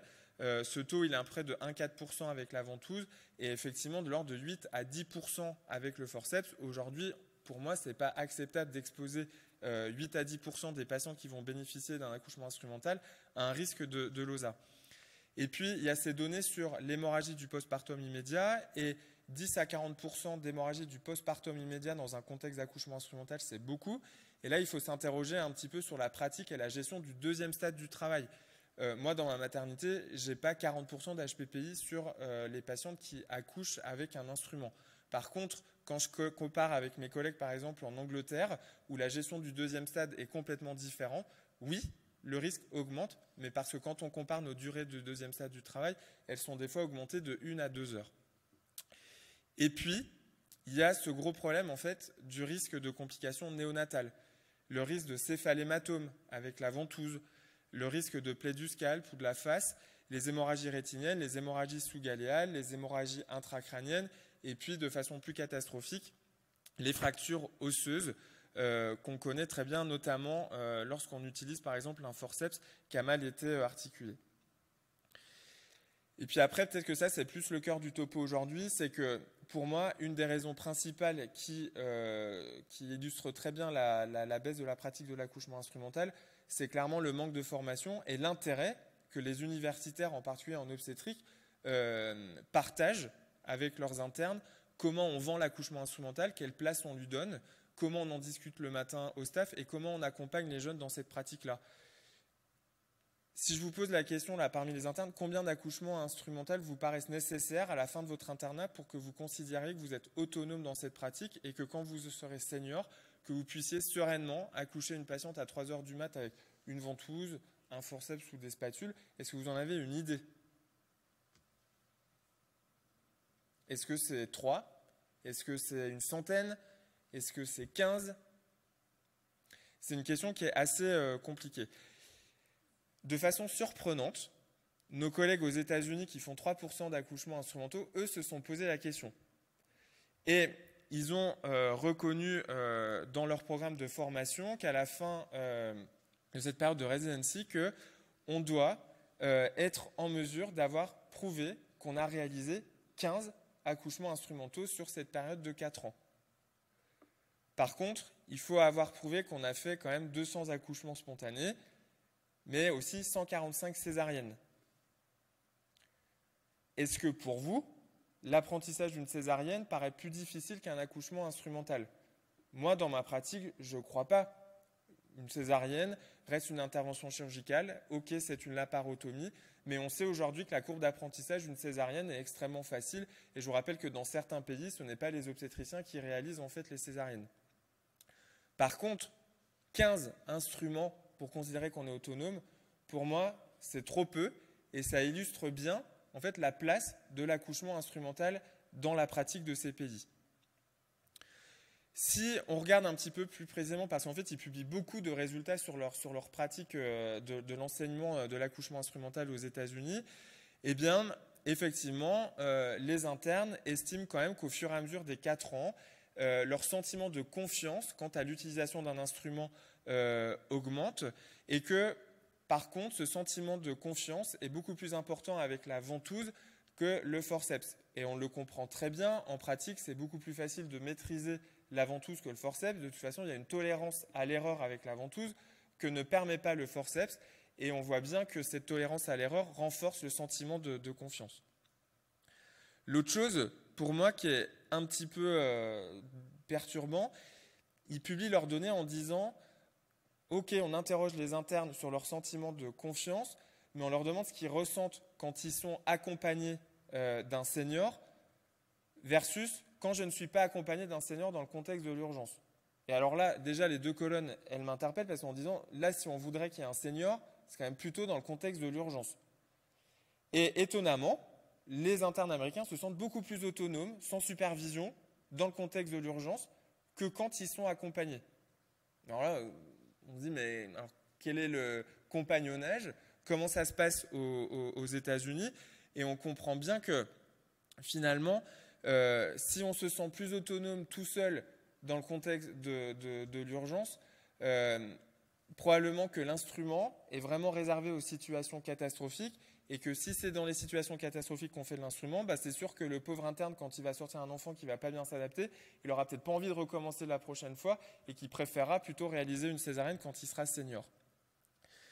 Et puis, l'autre chose, c'est que finalement, plus ils avancent dans leur internat, plus ok, ils se sentent un petit peu en confiance, mais alors la confiance sur le forceps, elle s'évapore, c'est-à-dire que plus ils avancent, plus ils se rendent compte que le forceps c'est peut-être dangereux et qu'il ne faudra peut-être pas le faire. La ventouse, ça se stabilise, mais on voit bien que c'est assez perturbant de voir un petit peu cette philosophie d'enseignement. Nous, en France, nos recommandations du collège sur l'accouchement instrumental, c'est 2008. Alors là, il n'y a à peu près pas eu de réactualisation depuis plus de 10 ans sur cette thématique-là. Nos collègues au Royaume-Uni se sont intéressés et remettent dans leurs recommandations qu'effectivement, il faut essayer maintenant de préciser qui a le droit de réaliser une extraction instrumentale. Donc, il y a des choses qui sont très bien écrites. Effectivement, il faut qu'on demande aux internes de maîtriser l'accouchement normal avant de réaliser des extractions instrumentales. Aujourd'hui, la réalité en France, c'est clairement pas ça. Moi, aujourd'hui, quand je demande à un interne de m'expliquer déjà la base de l'accouchement eutocique, montre-moi que tu sais restituer une tête, montre-moi que tu sais dégager les épaules. Dans beaucoup de centres, c'est pas ça. Enfin, l'interne, il s'est retrouvé le premier accouchement avec la ventouse et puis à se débrouiller à faire en fait son extraction, alors que finalement, la gestion de la tête et des épaules, la base, en fait, il ne sait pas le faire. S'assurer que les internes reçoivent une formation théorique, une formation sur simulateur. Donc ça, on est tous d'accord avec ça. Il faut que l'interne fasse la preuve de ses compétences avant de le laisser faire une extraction sans supervision directe. Aujourd'hui, la réalité, ce n'est pas ça. On sait que dans des maternités où il n'y a pas forcément d'encadrement, aujourd'hui, il y a des internes qui vont se retrouver un petit peu seuls au départ. Et ça, on considère que ce n'est pas forcément normal. Et puis, les extractions complexes ne doivent pas être réalisées tout seul et il faut qu'ils soient sous la supervision d'un obstétricien. Un obstétricien compétent. Mais c'est quoi finalement un opérateur compétent sur l'accouchement instrumental en France? Alors en chirurgie, maintenant, c'est extrêmement bien codifié. Les internes, ils terminent, il faut avoir fait tant d'hystérectomie. On a des courbes d'apprentissage qui sont bien précises. Aujourd'hui, sur l'obstétrique, où pour le coup, l'accouchement instrumental, on sait que ça reste quand même une situation à risque, ça reste très très flou. Mais l'opérateur compétent, c'est qui? C'est un hospitalo-universitaire. Est-ce qu'il faut avoir démontré que finalement on a une pratique régulière de l'accouchement instrumental? Qu'est-ce que c'est une pratique de l'accouchement instrumental? C'est un instrument tous les 2 mois? Ou est-ce que c'est parce que l'obstétricien il est régulièrement en salle de naissance et quand il parle d'accouchement instrumental, il sait de quoi il parle? Est-ce que c'est en termes d'années d'exercice? Est-ce qu'à la fin de son internat, on est vraiment autonome pour encadrer un jeune? Et tout ça, en fait, ces questions, on ne prend pas le temps d'y répondre. Alors si on essaie de regarder ce qui se passe en France en disant est-ce que c'est jouable finalement pour nos internes de leur permettre d'avoir accès à un nombre suffisant d'accouchements instrumentaux, on voit bien que ça va dépendre de la pratique universitaire, de la pratique de la maternité d'origine. Si on prend par exemple, moi je prends la maternité du CHU de Besançon, c'est 2008-2900 naissances par an. On a un taux d'accouchement instrumental qui est quand même un peu plus élevé que la moyenne nationale, on est à 15%. Si on fait un calcul, il y a à peu près 435 tentatives d'accouchement instrumental par an. Ça fait à peu près 36 par mois. On a la chance d'avoir encore des promotions qui sont acceptables en termes de volume. C'est-à-dire que nous, quand on accueille dans notre service, on essaie de limiter à 9 internes l'accès au CHU pour que le nombre de gardes revienne de façon suffisante. Donc, 3-4 gardes par mois, ça fait à peu près 3-4 instruments par mois accompagnés d'un senior. Ça fait à peu près 20 accouchements instrumentaux sur un semestre. Donc là, finalement, on arrive très vite aux 15 que nos collègues américains recommandent. Par contre, si on prend l'exemple où en fait l'interne va partir dans une petite maternité qui fait à peu près 800-900 naissances par an, un taux d'accouchement instrumental de 12%, ça fait 108 accouchements instrumentaux annuels, ça en fait 9 par mois. Un interne qui fait, on a de la chance, 5-6 gardes par mois, va à peu près faire 1 ou 2 instruments par mois, 6 à 12 accouchements instrumentaux sur un semestre. Vous voyez bien que si on passe ces chiffres à 3% de taux d'accouchement instrumental, les internes n'y font plus rien. Et le problème, c'est cette représentation du cercle non virtueux en obstétrique, c'est que si pendant votre internat, vous ne faites pas, on ne voit pas comment, quand vous allez être senior, vous allez pouvoir enseigner à vos internes. Et à un moment donné, on comprend très bien que si je ne maîtrise pas un geste, je ferai une césarienne. Par contre, j'apprendrai bien à l'interne à faire une césarienne, mais un petit peu dommage. Alors, il y a une étude en France qui s'était intéressée parce qu'on peut se dire aussi, mais c'est dur de laisser un interne faire un accouchement instrumental parce qu'on a peur qu'il fasse mal, on a peur qu'il entraîne des complications maternelles et néonatales. Alors ça, moi j'en parle beaucoup avec mes collègues dans le service en disant non, aujourd'hui notre travail c'est aussi d'accompagner les internes, mais quand l'interne y fait, aujourd'hui on n'a pas d'argument pour dire qu'il augmente le risque néonatal et le risque maternel quand il est sous supervision. Après, c'est un petit peu compliqué parce qu'on ne laisse pas tous faire la même chose. Bien évidemment, les accouchements instrumentaux qui vont être réalisés par les internes, c'est plutôt des non-progressions de la présentation. Et puis après, ceux qui sont réalisés par un senior, c'est ceux qui ont un contexte beaucoup plus élevé. C'est une patiente avec un BMI plus élevé, c'est un instrument tenté partie haute, c'est une présentation postérieure persistante. Mais c'est hyper important de continuer à entraîner nos internes parce que ce qu'on nous attend de vous, c'est qu'à la fin des 6 ans, que vous soyez en mesure de transmettre ce qu'on vous a appris. Et puis peut-être aussi pour comprendre, c'est se dire, mais qu'est-ce que mon senior, il attend de moi quand je suis de garde avec lui pour que je puisse réaliser un accouchement instrumental? Pour moi, c'est d'abord connaître les principes de l'autopsie.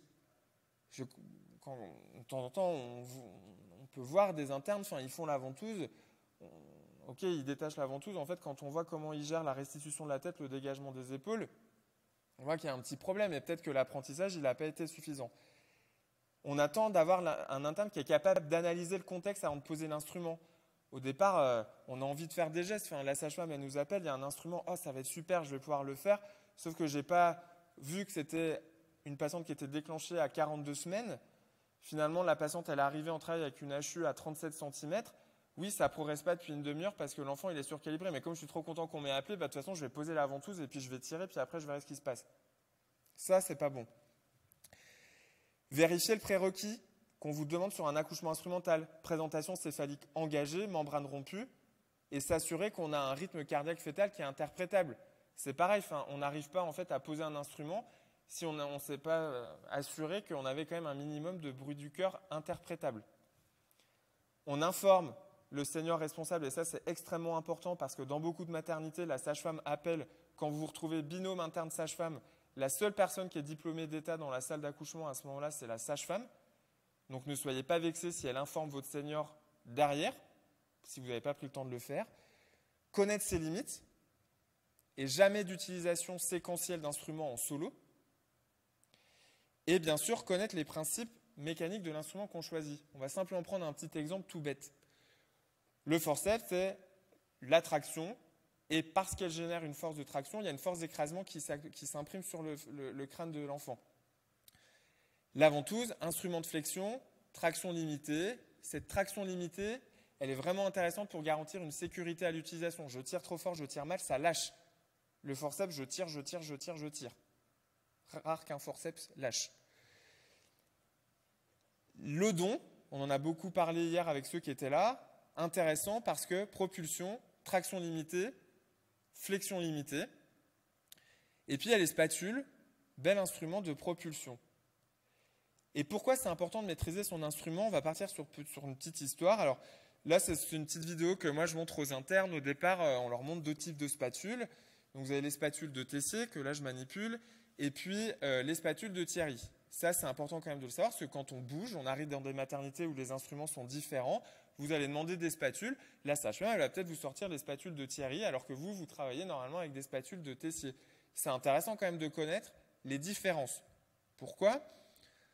Quand vous voyez en fait là ces 2 instruments, je dis alors c'est quoi les différences? Effectivement, il y a la poignée, d'accord? On voit bien que sur les spatules de Thierry, on a ces incisures sur la poignée. C'est assez impressionnant, mais ça permet de bien poser ses mains, bonne préhension. Les spatules de Tessier ont vraiment été conçues en fait pour pouvoir épouser la forme de l'éminence sténare des mains pour qu'il y ait un vrai couple main-spatule homogène. Et puis, il y a la courbure céphalique aussi. Quand on utilise les spatules de Thierry, la courbe est beaucoup plus importante que les spatules de Tessier. Il y a le modelage de l'extrémité. Les spatules de Thierry, elles sont réputées pour être un peu plus incisives, un peu plus tranchantes que les spatules de Tessier. Les spatules de Tessier sont beaucoup plus arrondies, beaucoup plus souples pour le tissu maternel. Et puis l'autre chose, et ça c'est extrêmement important, c'est la longueur. Et si on ne pense pas à la longueur, qu'est-ce qui peut se passer ? Là, je remercie, c'est l'équipe de Grenoble en fait, qui a partagé une expérience, mais qui est importante à partager entre nous. C'est une patiente nullipare, 3 heures à dilatation complète, tentative d'accouchement instrumental sur une présentation postérieure, tentative de ventouse initiale, plusieurs lâchages, et finalement l'obstétricien décide une utilisation séquentielle, donc c'est une utilisation seniorisée par un opérateur expérimenté qui décide de terminer avec l'accouchement par spatule. Et puis finalement, à l'arrivée, un enfant qui ne s'adapte pas très bien, avec un certain degré d'hypotonie, les pédiatres l'examinent, décident de l'envoyer au scan et en fait retrouvent cette fracture ici sur l'os pariétal droit. Pourtant, c'est un opérateur expérimenté qui a fait le choix de cet instrument-là. L'explication en disant comment ça se fait que j'ai une fracture, c'est une procédure que je maîtrise. Et bien regardez, quand j'utilise les spatules, si je n'utilise pas le bon instrument, là en fait l'opérateur avait des spatules de Thierry. Il a l'habitude d'utiliser cet instrument. Et en fait, il demande en disant qu'est-ce qui s'est passé, montrez-moi les spatules que j'ai utilisées, je veux les comparer au modèle initial. Et bien là, il y avait un problème de longueur.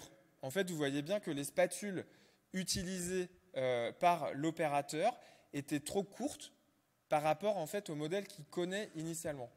Et quand on va dire, moi j'utilise des spatules, mais en fait, je n'ai pas compris qu'il y avait des petites spatules et des grandes spatules, si la sage-femme, elle ne maîtrise pas non plus cette subtilité-là, que vous vous lancez en fait sur un accouchement, par exemple partie moyenne, partie haute un petit peu, vous êtes censé être seniorisé, votre opérateur ne connaît pas cette subtilité-là, vous dites vas-y prends les petites spatules, vous venez appuyer en fait les petites spatules en fait sur les os pariétaux alors que normalement on s'attend à ce que ça appuie sur les os zygomatiques, et bien là en fait on peut avoir en fait un problème et générer une pression anormale en fait sur les os du crâne et provoquer une fracture parce qu'il y avait une inadéquation entre l'instrument que vous utilisez et la hauteur de présentation.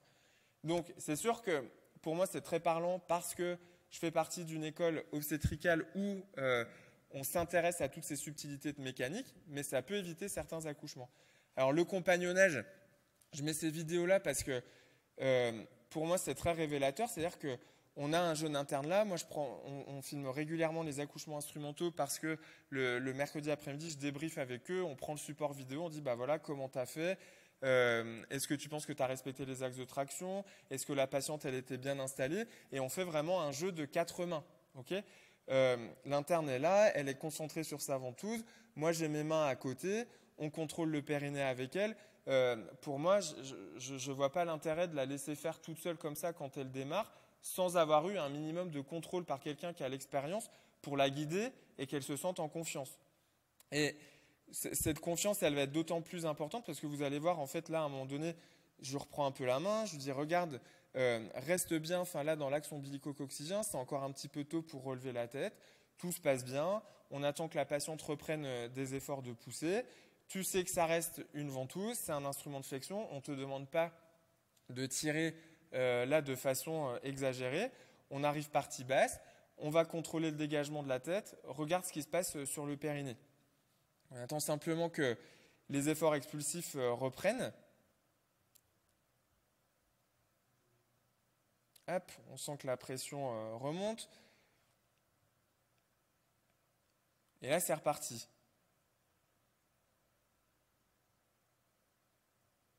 Paf, et là, lâchage.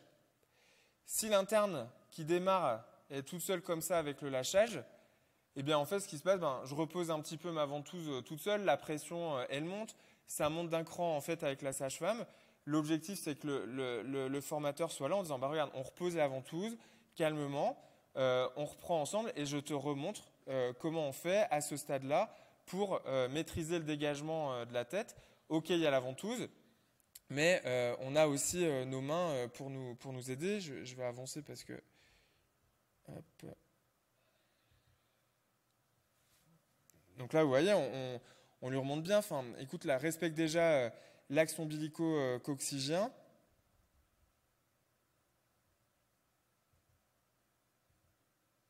Hop. Et que finalement, enfin, on est surtout là pour aider au contrôle du dégagement de la tête. Je sais qu'à ce stade-là, la tête, elle va se défléchir autour de la symphyse. Ça ne sert à rien après de continuer à tirer tout le temps vers le bas. Je vais enrouler la tête autour de la symphyse. La symphyse, ça va m'aider, ça va servir d'un point de pivot. Et finalement, on termine l'accouchement de façon sereine. Mais si l'interne, elle est toute seule à ce moment-là, avec sa ventouse qui lâche, s'il n'y a personne pour lui dire ça, elle va continuer à tirer de la même façon parce qu'elle n'a pas eu l'explication. Donc pour terminer, je pense qu'aujourd'hui, on doit progresser sur le suivi et la manière dont on accompagne nos internes sur la formation sur l'accouchement instrumental. Aujourd'hui, l'outil qu'on a, ou qu'on avait, parce qu'on attend que ça redémarre un peu, c'est CIDES-UNES. Quand on vous revoit pour vos validations, en fait, quand vous passez en obstétrique, on vous demande pour l'accouchement instrumental, est-ce que tu as vu, est-ce que tu as fait, est-ce que tu aurais la capacité à l'enseigner? Aujourd'hui, on s'attend à aller un petit peu plus loin et on aurait besoin de donner un chiffre précis en disant en France combien d'accouchements instrumentaux nous paraissent nécessaires pour, à la fin de l'internat, considérer que effectivement nos internes sont en mesure d'enseigner et de pouvoir continuer ce compagnonnage. Donc, j'ai rediscuté avec Frédéric sur notamment l'application, la 360 Medix. Nous, là, on va encourager nos internes à prendre l'application pour renseigner au fur et à mesure en fait, de leur semestre le nombre d'accouchements instrumentaux, pour au moins avoir un support et impliquer l'interne dans le recueil de ces données, pour qu'on arrive à quelque chose de concret, pour qu'on puisse en discuter ensemble. Et c'est vrai que ce serait intéressant, même à l'échelle nationale, de pouvoir faire un recueil prospectif de tout notre enseignement sur l'accouchement instrumental, pour se comparer finalement à un autre pays comme les États-Unis et voir en fait quelles sont les différences entre nos pays. Donc en conclusion, l'accouchement instrumental, c'est une vraie pratique à encourager. La France reste un pays où on a la chance encore que les obstétriciens croient à l'accouchement instrumental, donc on peut encore continuer à l'enseigner et je pense qu'il y a encore un enseignement de qualité possible. La simulation, effectivement, c'est extrêmement important, mais il faut qu'il y ait quand même du passage en pratique. Et moi, je trouverais ça dommage que finalement, sur un internat, on se retrouve avec des internes qui aient fait que de l'accouchement instrumental sur simulateur et qui se retrouvent seniors pour faire les accouchements en vrai. Et puis que le compagnonnage, ça reste une donnée extrêmement importante à étudier et à favoriser. Je vous remercie.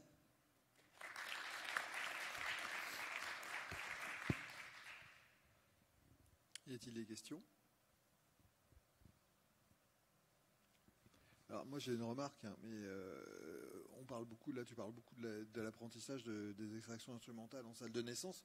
Moi ce qui me fait un peu peur, c'est combien d'internes ont eu une vraie formation de mécanique obstétricale au total, c'est-à-dire que est-ce que tu vois quels sont les enseignements formalisés faits par les universitaires sur la mécanique obstétricale? Alors je sais qu'à Besançon vous avez un DU de mécanique obstétricale. Alors le DU de technique obstétricale c'est un DU national, il y a des antennes partout maintenant. Et en tout cas, nous, sur notre DES au Grand Est, il faut que les internes aient validé en fait, ce DU de mécanique et technique obstétricale. Parce que tu vois, moi sur les internes parisiens, moi j'ai beaucoup d'internes qui ne connaissent pas la mécanique obstétricale de base. Donc avant d'aller faire des extractions instrumentales, il faudrait peut-être le réintégrer dans la Nous, on leur demande de le faire assez tôt sur leur phase socle pour qu'ils aient déjà une connaissance en fait, de la mécanique pour après comprendre un petit peu les subtilités. En tout cas, l'enseignement, il existe et il est accessible, quoi. Maintenant, il y a plein d'antennes en France sur ce DU-là.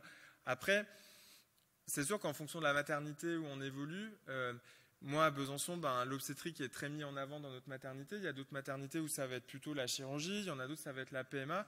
Tout dépend comment les internes sont drivés et quelle information on leur donne aussi au départ sur les formations disponibles. Parce que c'est quand même le fond de notre métier. Et en fait, tu t'aperçois que moi, pour avoir des internes de fin de formation, la plupart du temps, ils ne connaissent même pas ce que c'est qu'un diabète bitrochondrien, quoi, tu vois. Ouais. Et ça, je trouve que, en fait, dire que oui, je suis tout à fait d'accord en disant que l'obstétrique, pour le coup, qu'on soit vraiment orienté en gynéco, qu'on fasse de la PMA, l'obstétrique, en fait, c'est ce qui lie tout le monde, en fait, au sein de la discipline. On se retrouve tous, en fait, sur ces gardes-là. Et c'est vrai que c'est important pour moi d'arriver à avoir un minimum de connaissances, quoi. Mais cette formation, elle ne devrait pas passer exclusivement par le DU, hein. Normalement, c'est dans notre c'est dans le socle de base qu'on devrait On avoir doit ça leur dans le donner. DES. Donc en fait, dire que le DE est accessible, à mon sens, c'est absolument pas suffisant. Il faudrait faire en sorte que, à la fin d'une première année d'internat, la commission pédagogique des internes en France ait fait le travail pour que les internes soient formés à la mécanique obstétricale en dehors de tout diplôme supplémentaire. Après, je pense que le DU, il était là pour essayer de pallier en fait à ce manque qui est proposé, parce que je pense qu'il y a des maternités où il y a des obstétriciens qui sont très investis et qui enseignent ça. Il y en a d'autres pour lesquels c'est plus difficile. Et au moins qu'il y ait sur le territoire une proposition standardisée. Je suis d'accord, mais il faut rappeler que c'est palliatif. Il faudrait qu'on arrive à refaire justement ça dans le truc standard. Parce que ça, c'est évidemment quelque chose peut-être un petit peu difficile à régler. Mais quand on parlait du fait de noter bien dans un carnet ou sur une application le nombre d'accouchements, le nombre de procédures, d'ailleurs, on peut noter celles que l'on a vues déjà avant de celles qu'on a pratiquées. Nous, on voulait faire aussi le retour que c'est assez chronophage quand même. On a plein de supports différents, des choses comme ça. Donc, il faut aussi que, puisque nous, si on arrive avec des données en disant qu'on pratique tant d'accouchements, qu'on en voit tant, etc., ça a un poids s'il y a vraiment cet effort exhaustif de noter tous les accouchements et toutes les procédures. Mais c'est un petit peu chronophage. Il faut que ça marche sur l'application.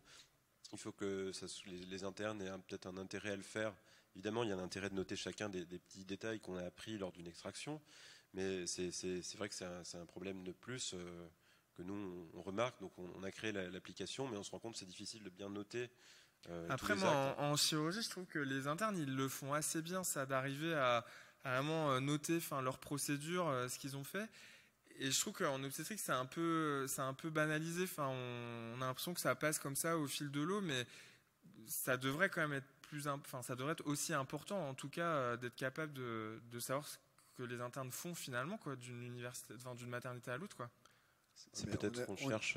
On est encore quand même à l'époque de Cro-Magnon. C'est-à-dire que quand tu regardes dans la formation des internes, combien d'internes ont reçu la formation théorique de mécanique obstétricale et travailler des extractions instrumentales sur un simulateur.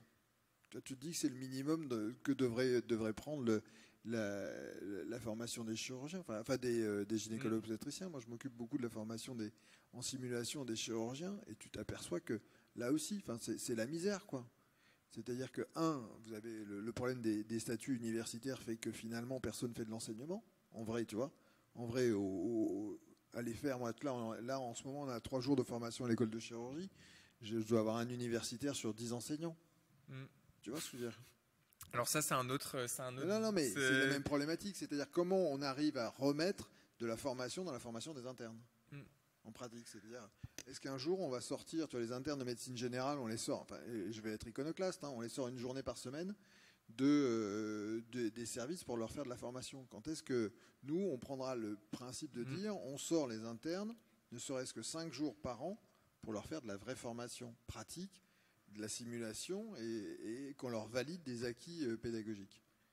On est toujours en retard, on est toujours en train de prendre la problématique à l'envers, c'est-à-dire qu'on forme sur le tas sans avoir formé des gens à la théorie déjà, et après la simulation dans un deuxième temps.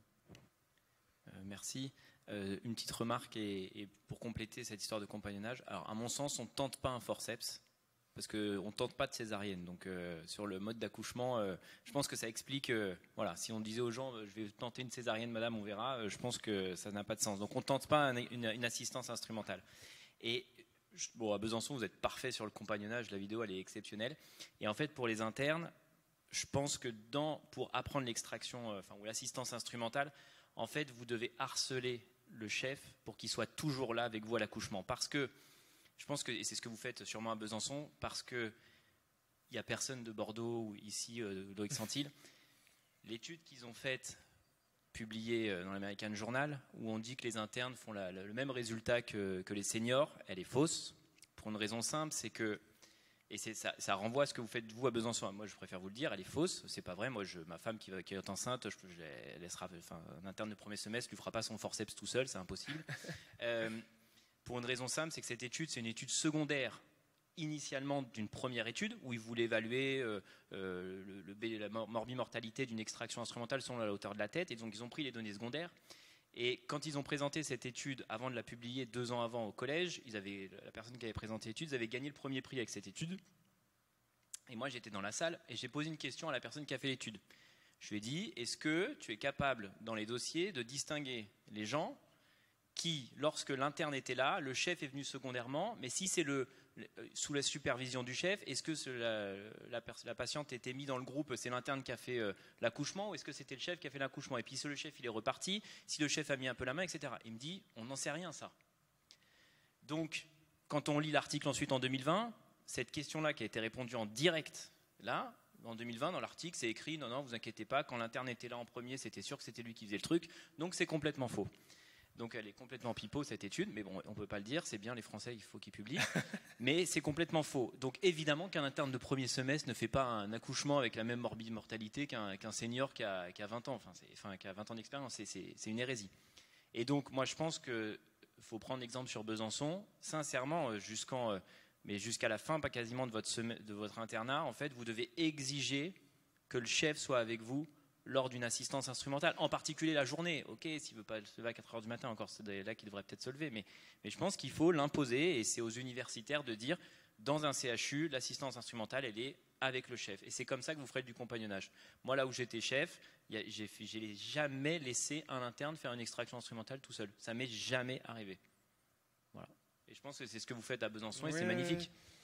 Voilà. Parce que sinon, on va croire que les internes font pareil que les chefs, ce qui est absolument faux. Et l'étude, elle est. Non, mais après, c'est bien de redire ça, parce que l'étude, moi, je l'avais mis parce que je trouvais que c'était. Elle est encourageante. Voilà, elle encourage en fait en disant il faut que les internes ils ont une place, parce que il y a eu des fois, on a vu des endroits où les internes ne manipulent plus du tout durant leur internat. Après, on voit bien dans l'étude que les indications d'accouchement instrumental ne sont pas les mêmes, en tout cas dans les différents groupes, mais moi je suis assez d'accord. Moi c'est pareil, quand je suis de garde, l'interne il m'appelle et je viens parce que je veux voir. Je trouve qu'on est là aussi pour corriger. Moi, j'ai la chance, oui, il y a une dynamique autour de tout ça, et on ne prend pas ça comme quelque chose qu'on subit. Quand je discute avec d'autres collègues d'autres maternités universitaires, j'étais allé présenter un projet, un essai randomisé sur le dispositif Odon. La réponse que j'ai eue, c'est non, mais on ne va pas se lever à 4h du mat pour aller faire le dispositif. Et moi, je suis un peu tombé des nues en disant, mais en fait, moi, quand je suis de garde, si l'interne m'appelle, je me lève, quoi. Je vais voir. Et en fait, on voit bien qu'il y a une philosophie qui est très différente, et que c'est un sujet qui est très compliqué, parce que ça renvoie vraiment à la place que chacun veut avoir dans sa maternité pour accompagner les plus jeunes. Et moi, je suis très déçu quand je vois qu'il y a des jeunes internes qui disent les premiers accouchements que j'ai faits, avant tout, j'étais tout seul, ça a été laborieux, j'en garde un souvenir horrible. Et heureusement, la sage-femme était là et elle m'a coaché parce qu'elle voyait que j'étais en difficulté. Mais le compagnonnage, pour nous, en tout cas, c'est pas ça. Et c'est intéressant de voir qu'en France, il y a des gens qui croient encore à ce compagnonnage-là, quoi.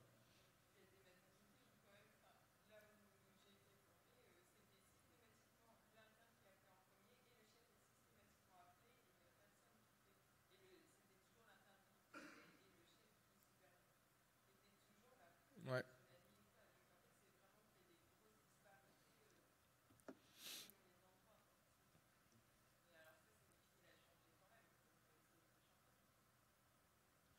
Ce sont les universitaires, les futurs chefs de service qui influeront sur les pratiques de leur...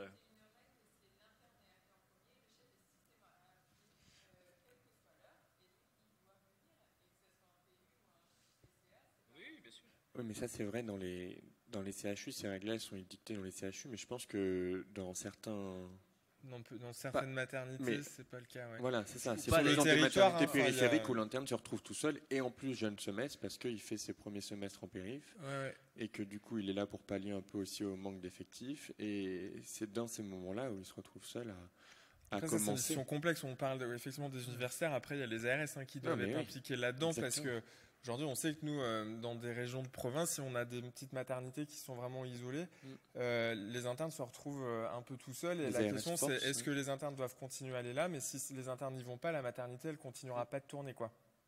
Alors, ce que vous pouvez dire au chef qui veut pas se lever, alors faut lui dire doucement, mais c'est dire en anglais, ils appellent ça operative vaginal delivery. Donc c'est une opération. Donc il faut leur dire, la question c'est, si tu viens pas, est-ce que tu me laisserais faire la césarienne tout seul? C'est une opération aussi. En fait, c'est aussi simple que ça. Ce sont des interventions médicales, des opérations entre guillemets. Donc voilà, pour ceux qui veulent motiver leur chef en disant un C-section, un operation abdominal surgery, tu viens, et pour une operative vaginal delivery, tu viens pas. C'est quoi le sens?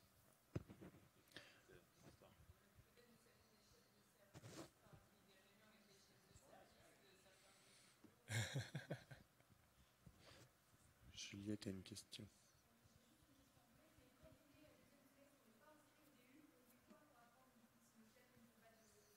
Là, ça rejoint un petit peu la problématique initiale. Enfin, le DU normalement n'est pas censé pallier normalement tout interne dans une maternité, en tout cas universitaire. Il y a des obstétriciens, on devrait faire cet enseignement-là. Aujourd'hui, il y a des endroits où en fait on sait que cet enseignement il n'est pas fait. Donc après, tu peux t'inscrire au DU de mécanique et technique obstétricale. Je répète, il y a plusieurs antennes un peu partout en France, mais un petit peu dommage, tu vois. Là, quand j'entends que tu dis, je suis en 2e semestre, finalement, j'ai pas cet enseignement-là, comment je fais?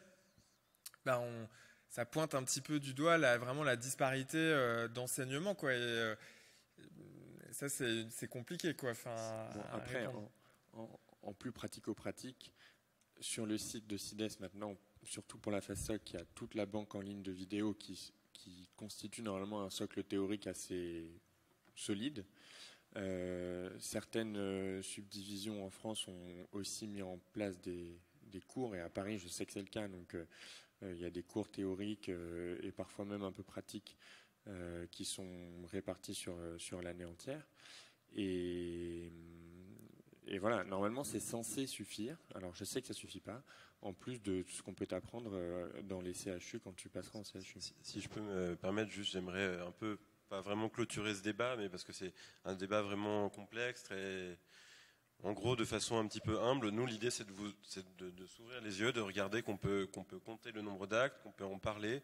Plus on en parle, plus les mentalités vont peut-être évoluer dans ce sens. Se dire que c'est important pour nous de compter combien d'accouchements on fait, de s'intéresser à la quantité et la qualité de la formation.